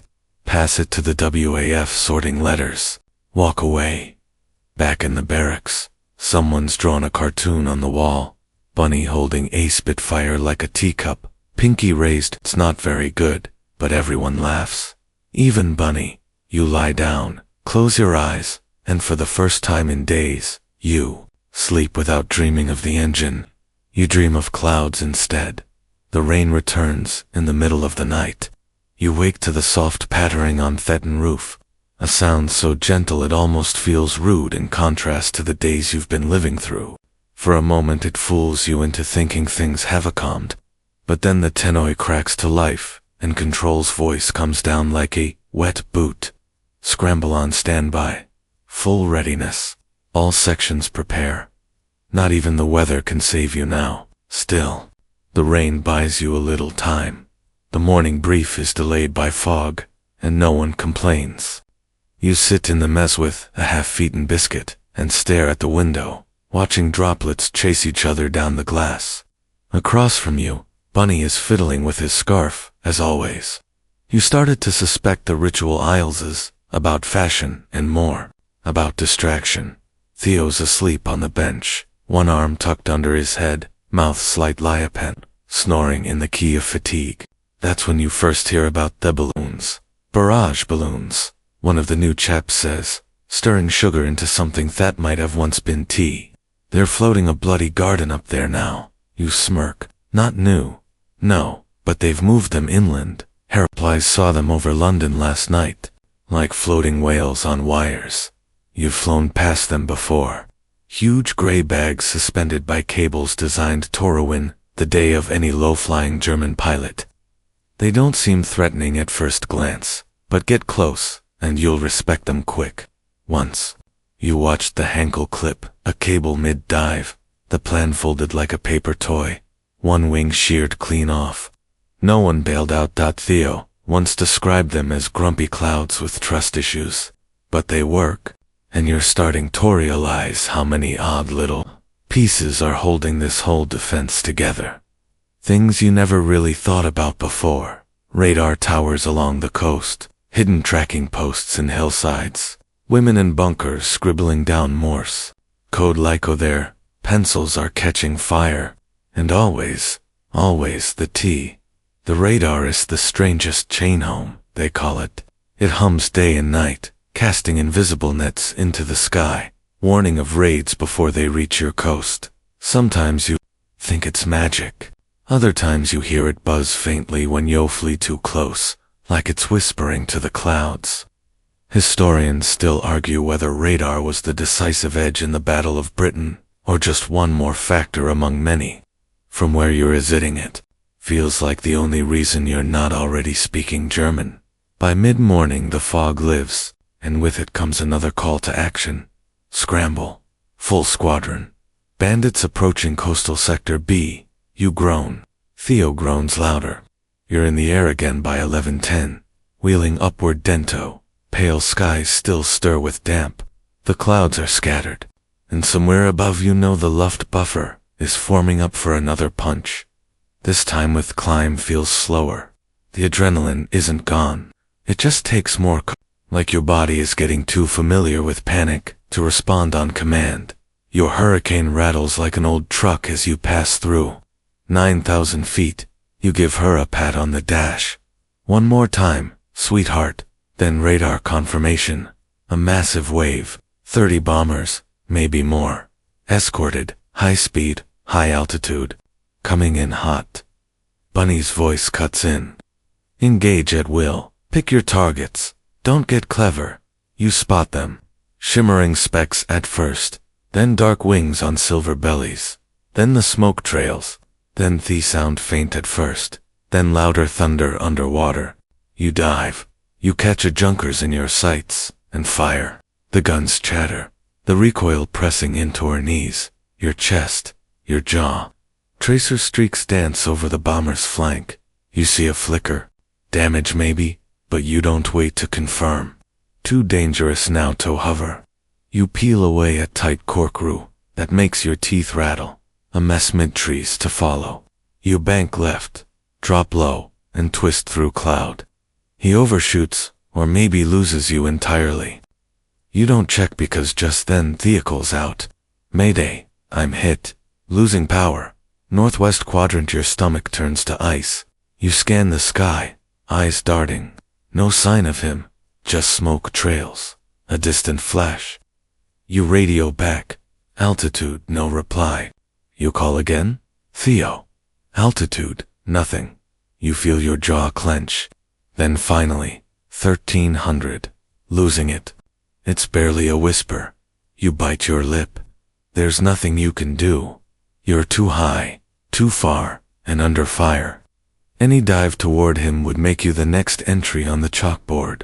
Still, you break formation away. You head west, scanning, wildly. Too fast to really see. Just hoping then, a flash of reflection, a plane spinning. No smoke, but it's falling too fast. You trace its path until it disappears behind a line of trees. Silence. You don't see a parachute. You don't see anything at all. Back at base, you circle once before landing. The crew waves you down. You don't speak as they inspect your aircraft. They say something about a coolant leak. You nod. You don't hear it. In the mess, Bunny is pacing. Not angrily, just pacing. Theo's name is on the board. Tentative. Pencil missing. Name. Now it has 7. Bunny pretends it doesn't bother him, but you've seen the way he grips the lectern with white knuckles during briefings.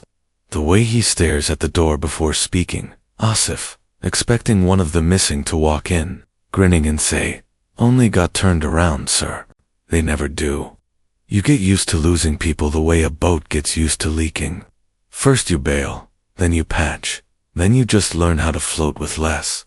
Still, the war doesn't stop. That morning, you're assigned to a patrol over London. It's quiet at first, just high-altitude cruising, scanning the skies, squinting into sunler and vapor haze. You begin to think maybe it's a middle cron. Then you see the smoke. Thick black wums, rising from the east. Not bombers this time. The blitz has begun.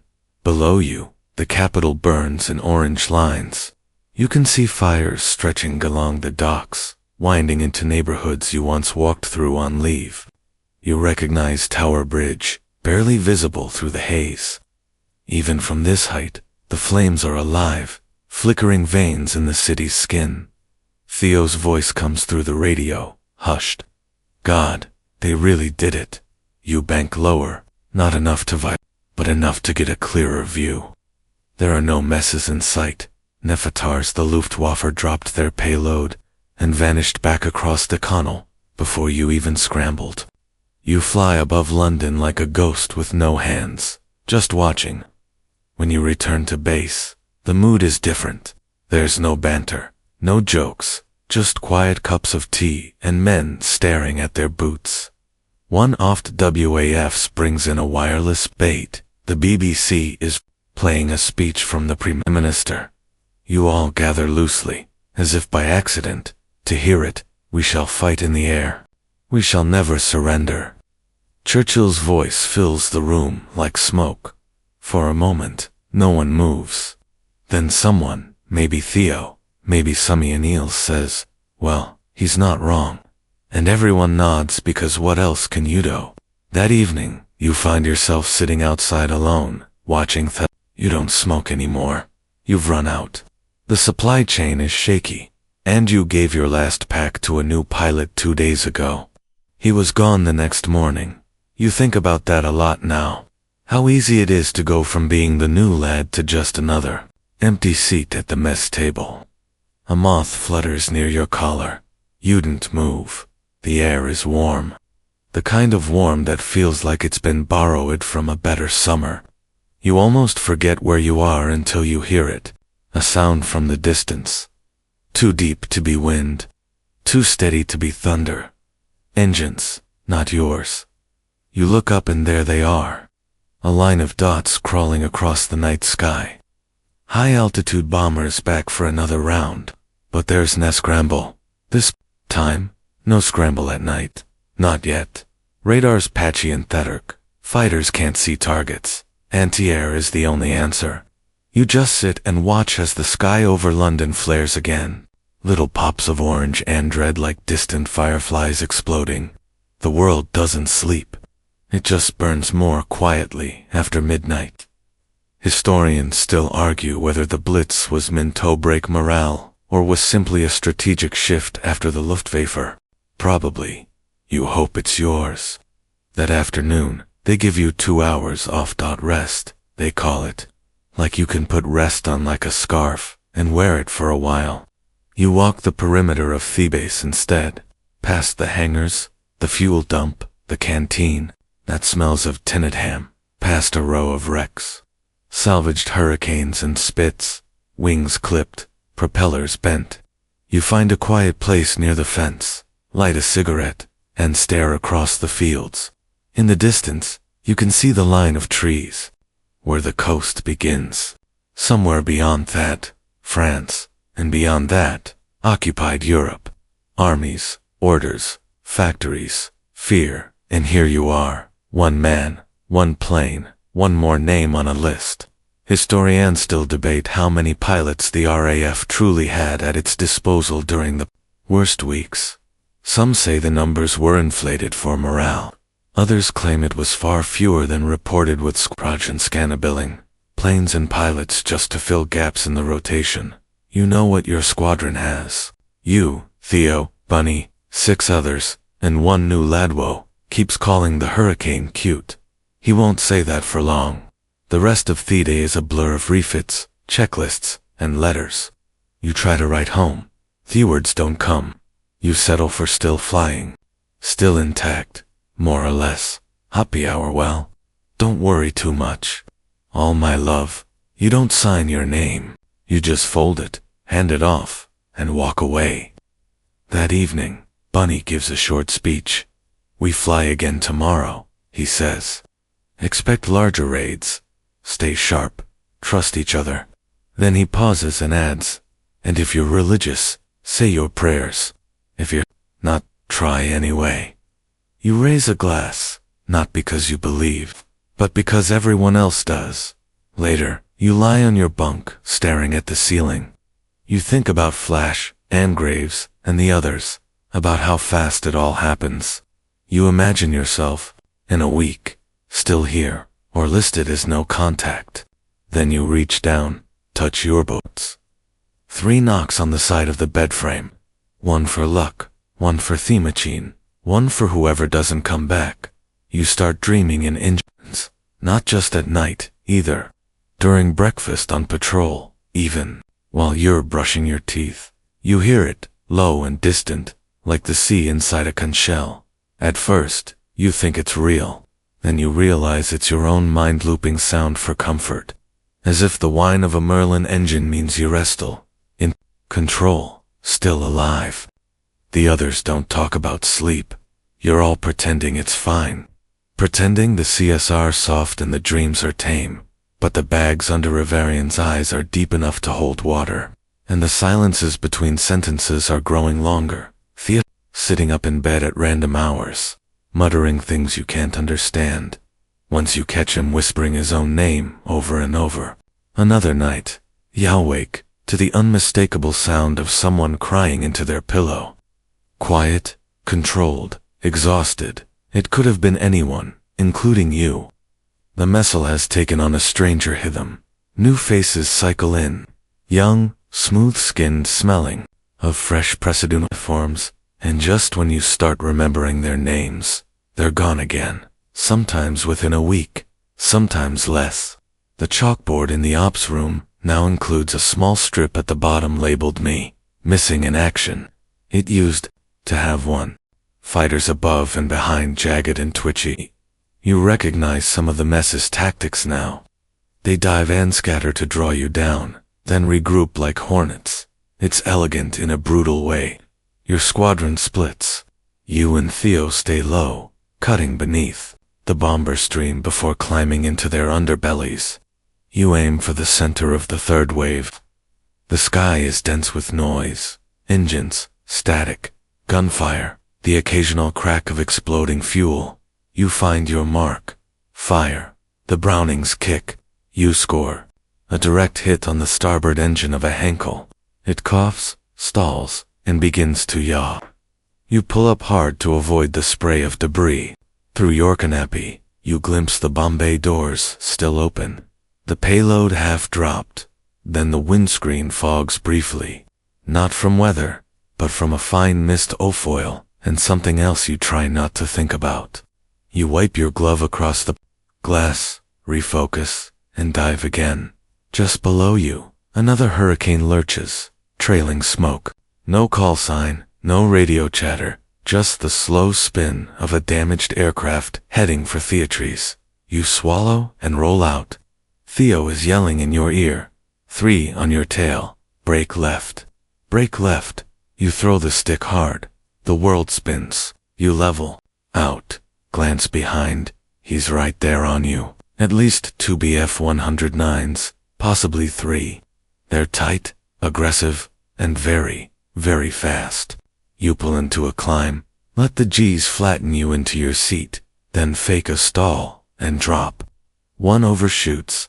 Theo swoops in from high right, his traces slicing the sky like sewing needles.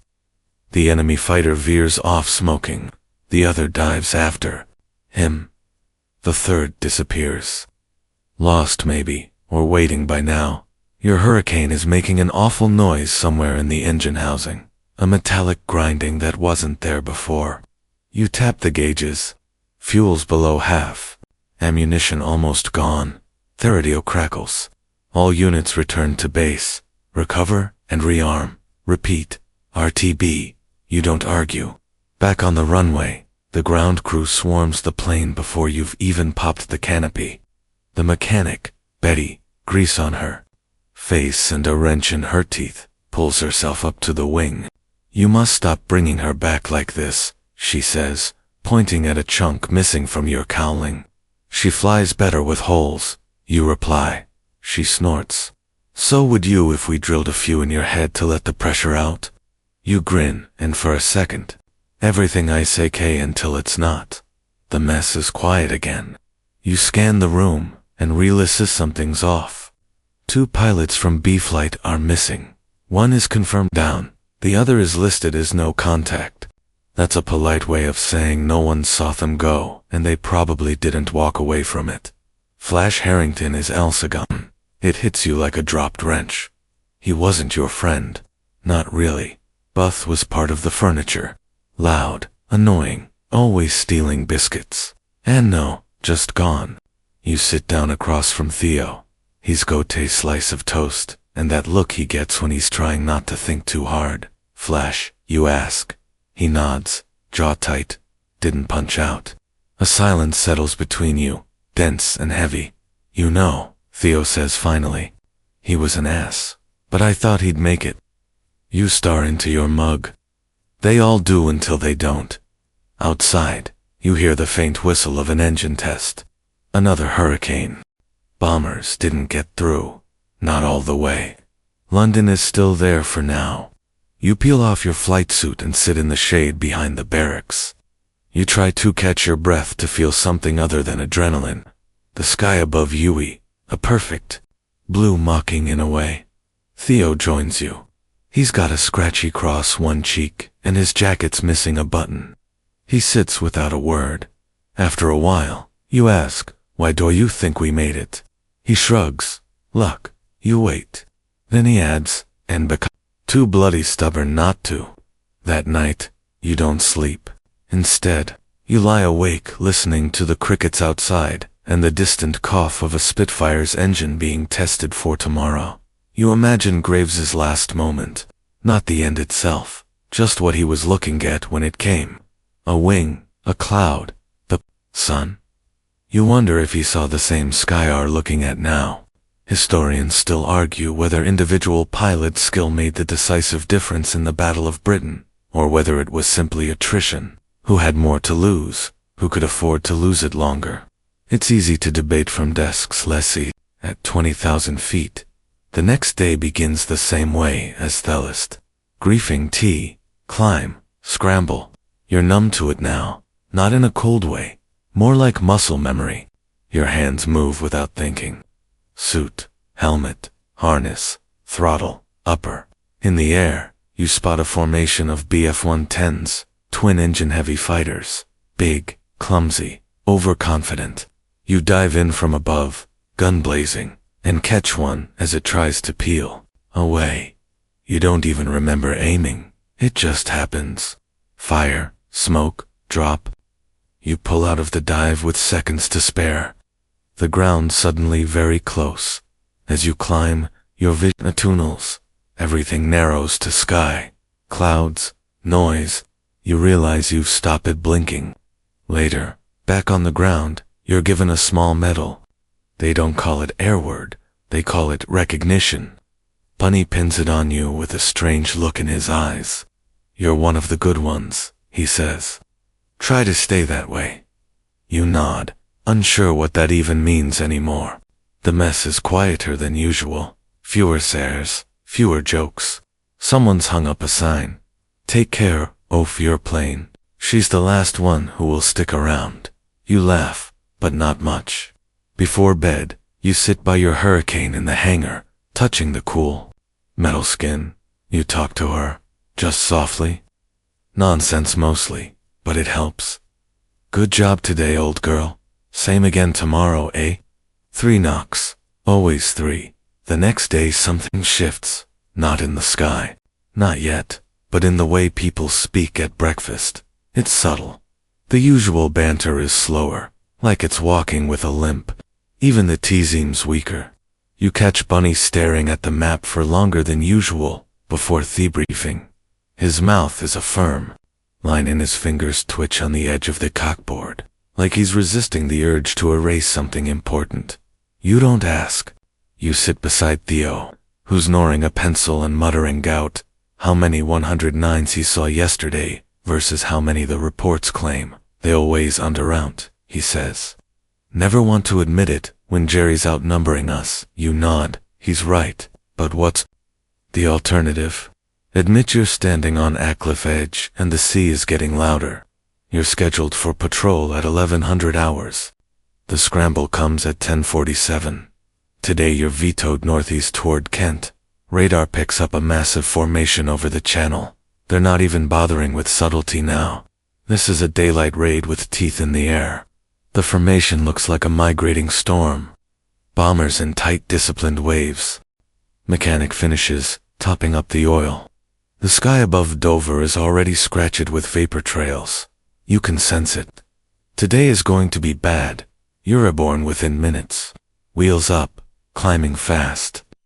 The sun is directly ahead, burning gold through the canopy. You squint, duck your head slightly, and feel sweat gather at the nape of your neck.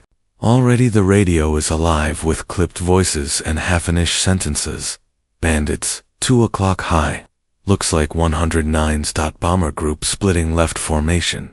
Control, we're engaging. Theo is flying on your right wing. Steady as ever, his hurricane rocking slightly in the turbulence from yours. You glance at him just for a second. He gives you a thumbs up. You nod, back tight-lipped. Then it begins. The dogfight opens like a shattered mirror. You dive full throttle into a wedge of Dornier 17s, scattering before they reach the coast. Your guns hammer.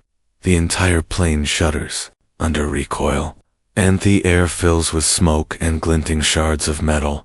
One of the bombers slips away, bleeding fuel.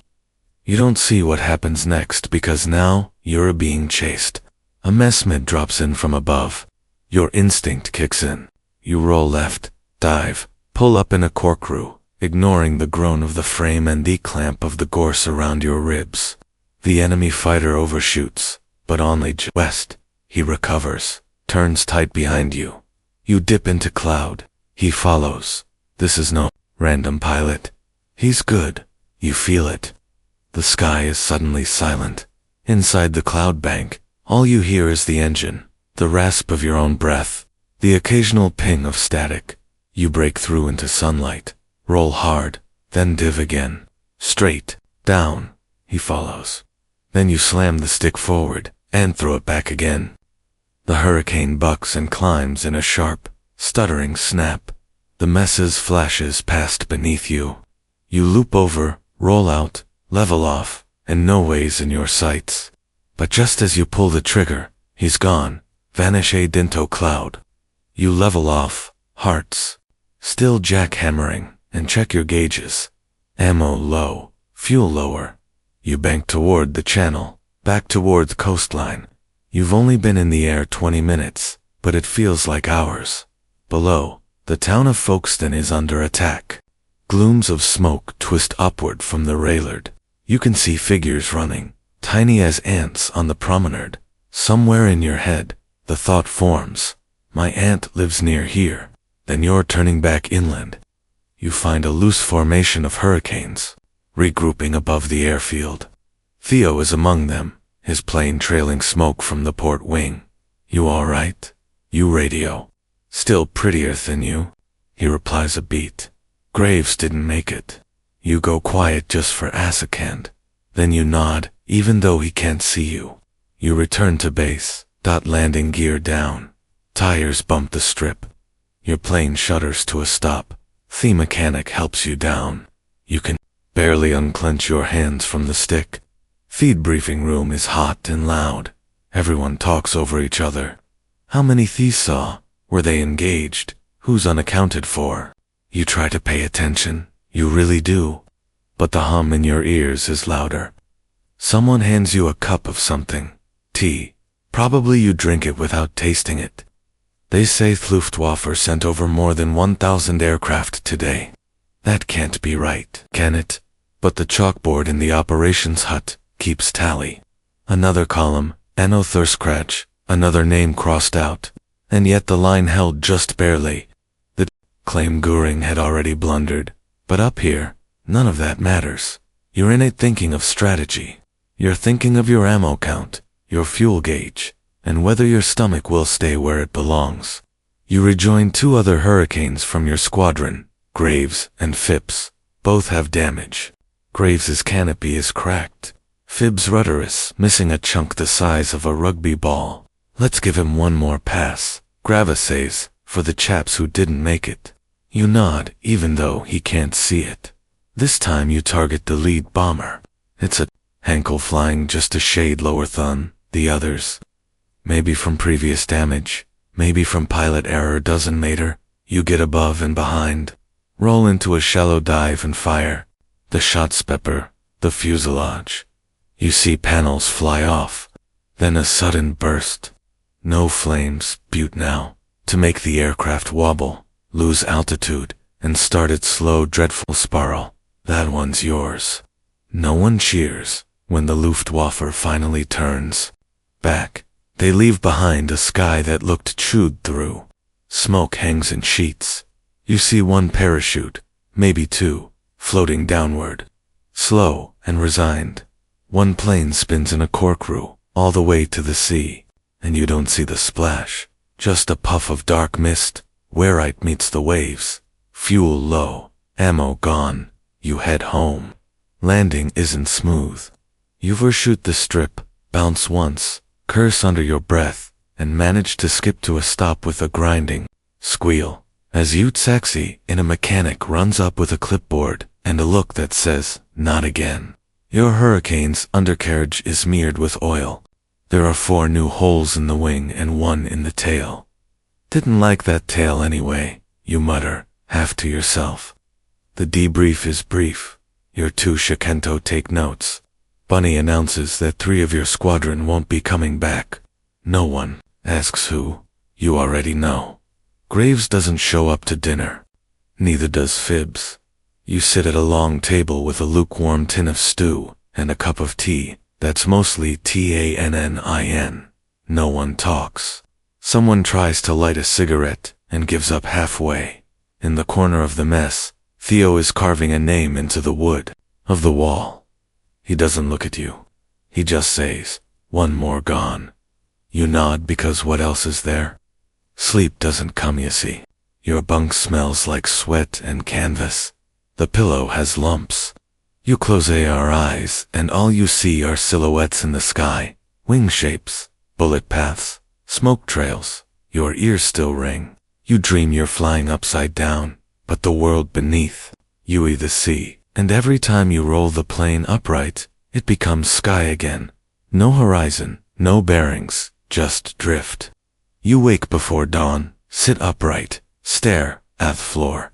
Another day in the briefing hut. The map is updated. More red arrows, more circles in pencil, labeled with codes like RAID21B and SUSPECTEDFORMATION47C. You pretend to read them. Really? You're just counting the cups of tea on the table. 8. There were 11 yesterday. Then Bunny walks in. "All right, lads. Control thinks we've got another wave inbound. Let's not keep them waiting." You exchange glances with Theo. Harris's a brow. You shrugged, helmet on, harness tight. 3 knocks on theft fuselage. Climb in. Your Hurricane starts on. The first try this time. That feels like a win. As you taxi, you catch a glimpse of the ground crew waving. You wonder if it's habit or if they really believe it'll help. Maybe both. You line up, watch the red light turn green, and push forward. The air lifts you up again. You are tired. You are terrified. You are 19 years old, and you do it anyway. You don't hear the order. You feel it. The shift in the air, the thrum in your bones, the sudden urgency of boots on tarmac, and engines coughing to life. You're in the cockpit before the back. Nicely done, mate. Not bad for a rook, you grin. But later that night, you stare at the sea out your window and wonder how many seconds the pilot had, whether he knew. Historians still argue whether the Luftwaffe underestimated how scrappy the RAF could be. You don't care. Let them argue. You just know this. Every time your wheels touch down, you're surprised. And every time Sumion doesn't return, you feel it in your bones. You knock on the fuselage times before climbing in. Every single time. The sirens don't scream this time. The scramble comes as a wordless ripple, a mechanic sprinting across the field, arms waving, a bell clanging twice. You're already half-suited when Control's voice crackles through the tiny loudspeaker. Bandits inbound, 80 plus. Victor 095 Angels, 18. Scramble all sections. You're off the ground in under 3 minutes. Your squadron stitched together in a messy V formation climbs like salmon against gravity's waterfall. The horizon is gold and blue. The sun is low enough to make your canopy a mirror, and it catches your reflection. Wide eyes, mouth tight, a line of sweat already cutting down your cheek. As you rise, you spot them. Dozens of black specks glinting above the channel. Bombers. You try to count them, but they move like a swarm, multiplying in your vision. Behind and above them, the feeder escort Mehmed 109's flying top cover in loose strings. This is Neprobe. It's a hammer strike. You tried to slow your breathing, but your heartbeat's got other plans. Control to all aircraft. Intercept and engage. Good luck, boys. No further instructions. No grand strategy. Just good luck. You dive in. Dogfights are less like battles, and more like thunderstorms. Noisy, wild, and over before your nerves catch up. You latch onto the tail of a Dornier 17, throttle wide open. The sky around you denses with traces and vapor trails. Someone shouts over the radio, check your 6. But it's like shouting in a storm. You line up your shot and squeeze. The Brownings rattle. You can feel it in your knees. You hit something vital. Fuel, maybe. The starboard engine flares. The plane veers sideways.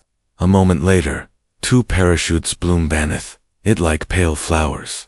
You don't watch them fall, because now you're target. A Messicid angles in from behind, and you only spotted him, because your wingman Theo cuts across your line of sight upside down, screaming through the wireless. Brake. Brake. You roll left. Pull up hard. The world snaps sideways. The gorse presses your guts into your spine. You lose sight of everything for 3 seconds. Enemy, allies, even your own hands. Then suddenly, the sky clears. You're alone in a pocket off blue. Nothing but vapor trails and drifting smoke. You breathe again, ragged, shallow. Theo's voice comes through the radio, static and shaky. You owe me a pint, mate. You want to laugh, but you're still too close to throwing up. Below the channel, glints, like broken glass.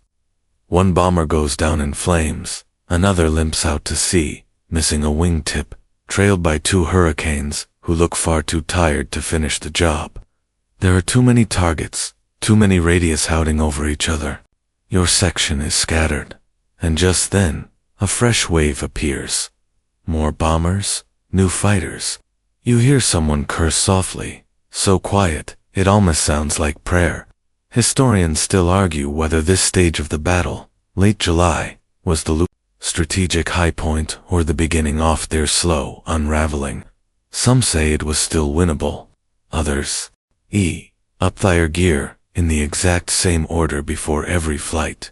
Others whistle a single note. One man, Fitzroy, wears mismatched socks intentionally. Convin said it throws off enemy gunners. You adopt 1, 2, 3 knocks on the fuselage of 4 climbing. In once for luck, once for the machine, once for Hoover doesn't come back. Historians still debate whether these rituals genuinely helped morale, or were just signs offraying nerves. You decide it doesn't matter. If it keeps your hands from shaking, it's good now. On your second scramble with 601, you take off into a sky already buzzing with contacts. A formation of Henkels is pushing inland, flanked by messes. You're vetoed, in tight with 6 others. And Bunny's voice crackles over the wireless like static dipped in gin. Pick your dance partners, chaps. Don't be shy. The hurricanes dive together, the air splitting around you like silk ripping. You focus on a Henkel at the rear, its belly fat with bombs, nose glinting. You line up, breathe out, squeeze. Your gun shatter. The tracer rounds ditch. The sky. You see one engine cough smoke, then another. Then someone screams over the radio.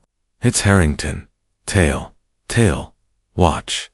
The rest is drowned out by wind and engine and adrenaline. You bank hard left, pulling out just in time to see a messmid blaze past your 6. Too close. You dive. He follows. You spiral. He's good, but so are you.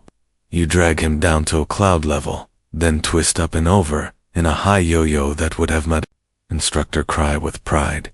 He overshoots. For one glorious moment, he's right in your sight. You fire. Nothing jam. Of course. The rules of dog fighting are simple. If you can't shoot, you run. So you do. By the time you limp back to Tangmere, your plane looks like it went a few rounds with the Tiger. One wing is missing paint. There's a crack in the canopy. The mechanic whistles as you climb out. "Make a habit of this, and I'll start charging you," he mutters. You just smile. You're alive, Harrington isn't. The mood in the mess that night is brittle. Some unitry's a joke, but it lands like a stone in porridge. Bunny gives a short speech about duty, sacrifice, honor. It's all very clean, very rehearsed. You excuse yourself early and go sit by the aircraft, the wind cold on your face. The sky above is too quiet. That night, you dream of diving through clouds, but you can't find the ground. The next day you're flying again. You realize quickly there's no such thing as, even when you're not airborne, you're doing repairs, drills, briefings. The only thing that slows the schedule is fog, and even that just means more tea. Every now and then, a new people arrives, baby-faced, brimming with the kind of optimism you remember from 2 weeks ago. They get the same welcome, a handshake, a nickname they didn't ask for, and a crash course in surviving the next 7 days. Some make it, some didn't. It's not discussed. Instead, you talk about the weather, or how terrible rations are, or how Bunny once accidentally shot down a friendly kite and called it training. Your squadron flies 4, sometimes 5 sorties a day. You begin to recognize enemy formations before control. Evan radios them in. You can tell from the shape of the bombers, from the way the mishes weave and dip. Once you intercept a Stuka squadron, mid-dive, the sirens on their undercarriage wail like banshees as they fall. And for armament, you freeze, not because of the sound, but because it's real. You've read about them, you've trained for them, but nothing prepares you for that scream. You recover, climb into position, fire. One sugar spins out, crashing into the canal below. You don't see a parachute. Later, Graves slaps you on. Doesn't make it back. You shake it off. You always do. In the mess hall, someone's drawn a tally board. Names and little chalk marks beside them. Confirmed hits, probable hits, missing, shot down, returned. You don't have a mark yet. You're okay with that. One of the ground crew walks in with a pigeon under his arm, claims it nested in the undercarriage of a returning Spitfire. They name it Goering. Nobody knows why. Probably because it waddles like a pompous uncle at a wedding. The tension is building again. You can feel it in the way no one finishes their toast. In the way the radios crackle and go quiet too quickly. The clouds hang lower than usual.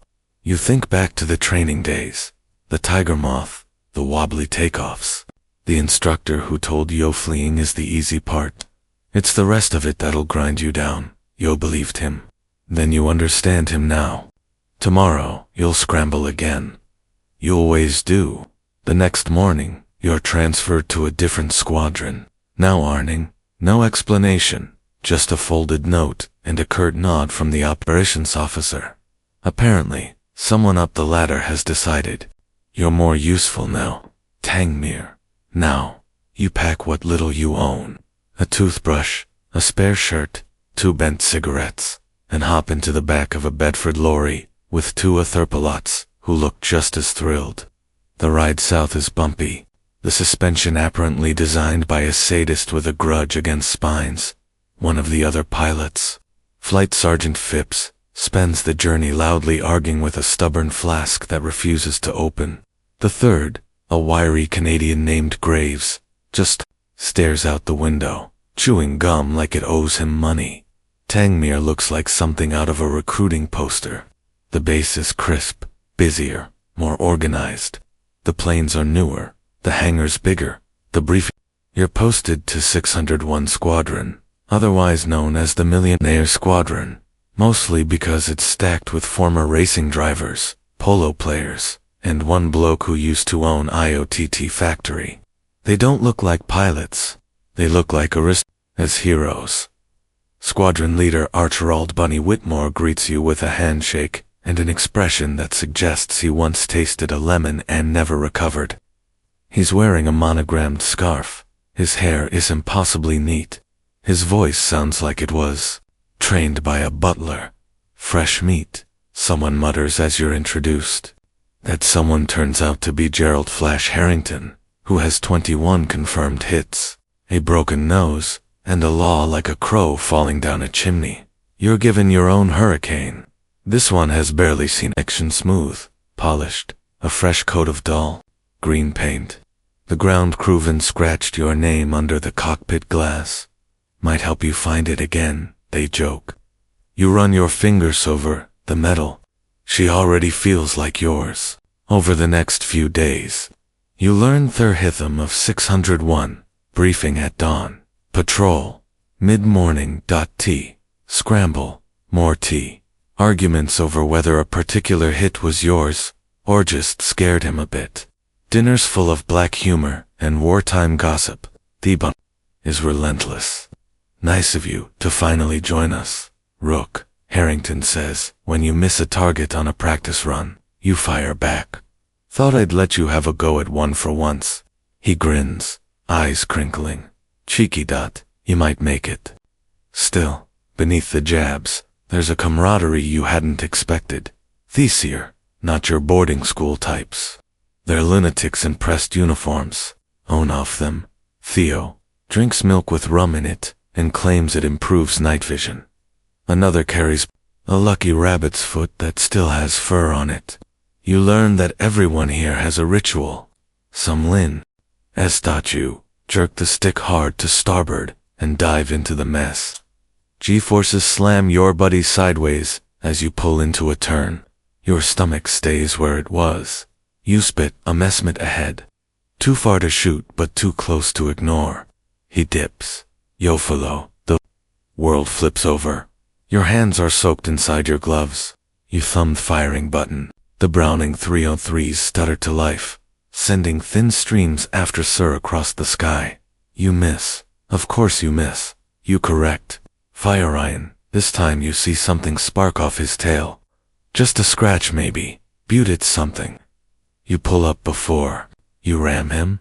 And in doing so, you miss Thiskant messes, sneaking up behind you. Luckily Dewhurst doesn't.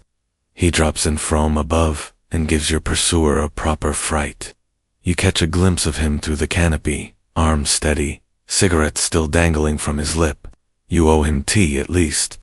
Back on the ground, that whole exchange will be described as an engagement, which is rich because you'd call it absolute chaos, sprinkled with mild panic.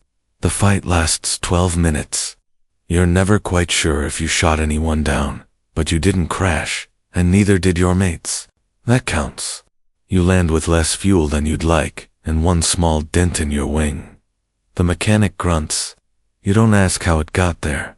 You climb down, and your knees nearly give out.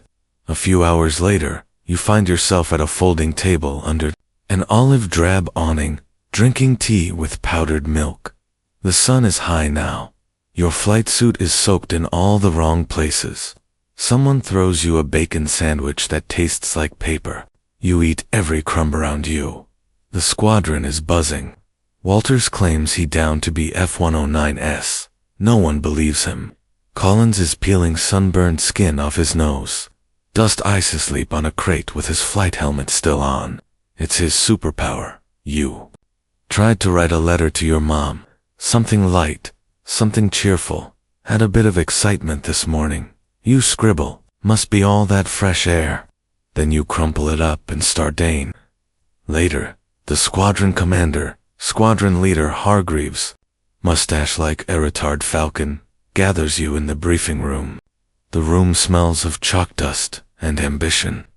He circles a map with a stub of charcoal. The enemy is concentrating forces near Dover. Tomorrow will be worse. They're not testing us anymore, he says. They're coming to take us out. No one says anything. You nod like you're taking it all in.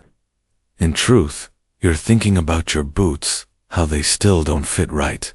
Historians still argue whether British training at this stage was adequate preparation for what came next. Some say the Russian saved time. Others argue it cost lives. You sitting there with a chipped mug in one hand and a crumpled map in the other don't think it matters anymore. Ready or not, you're in it. That night, you lie in your bunk, staring at the wooden beams above you. Someone snoring 2 beds over. Mosquito whines near your ear, then disappears. Outside, a fox screams. It sounds like a cold. You close your eyes and replay the morning dogfight. Not the shooting, not the flying. Just one moment when the enemy plane banked left, sunlight, the cockpit glass. And for half a second, you saw the pilot's face. Pale, focused, younger than you, then gone. The war is not like in the films.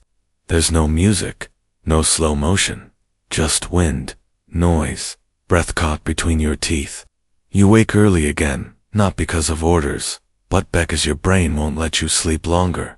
Your hands tremble. It's the cold. But part of you wonders, what if tomorrow you freeze at the wrong moment? What if you hesitate? What if you're the reason someone else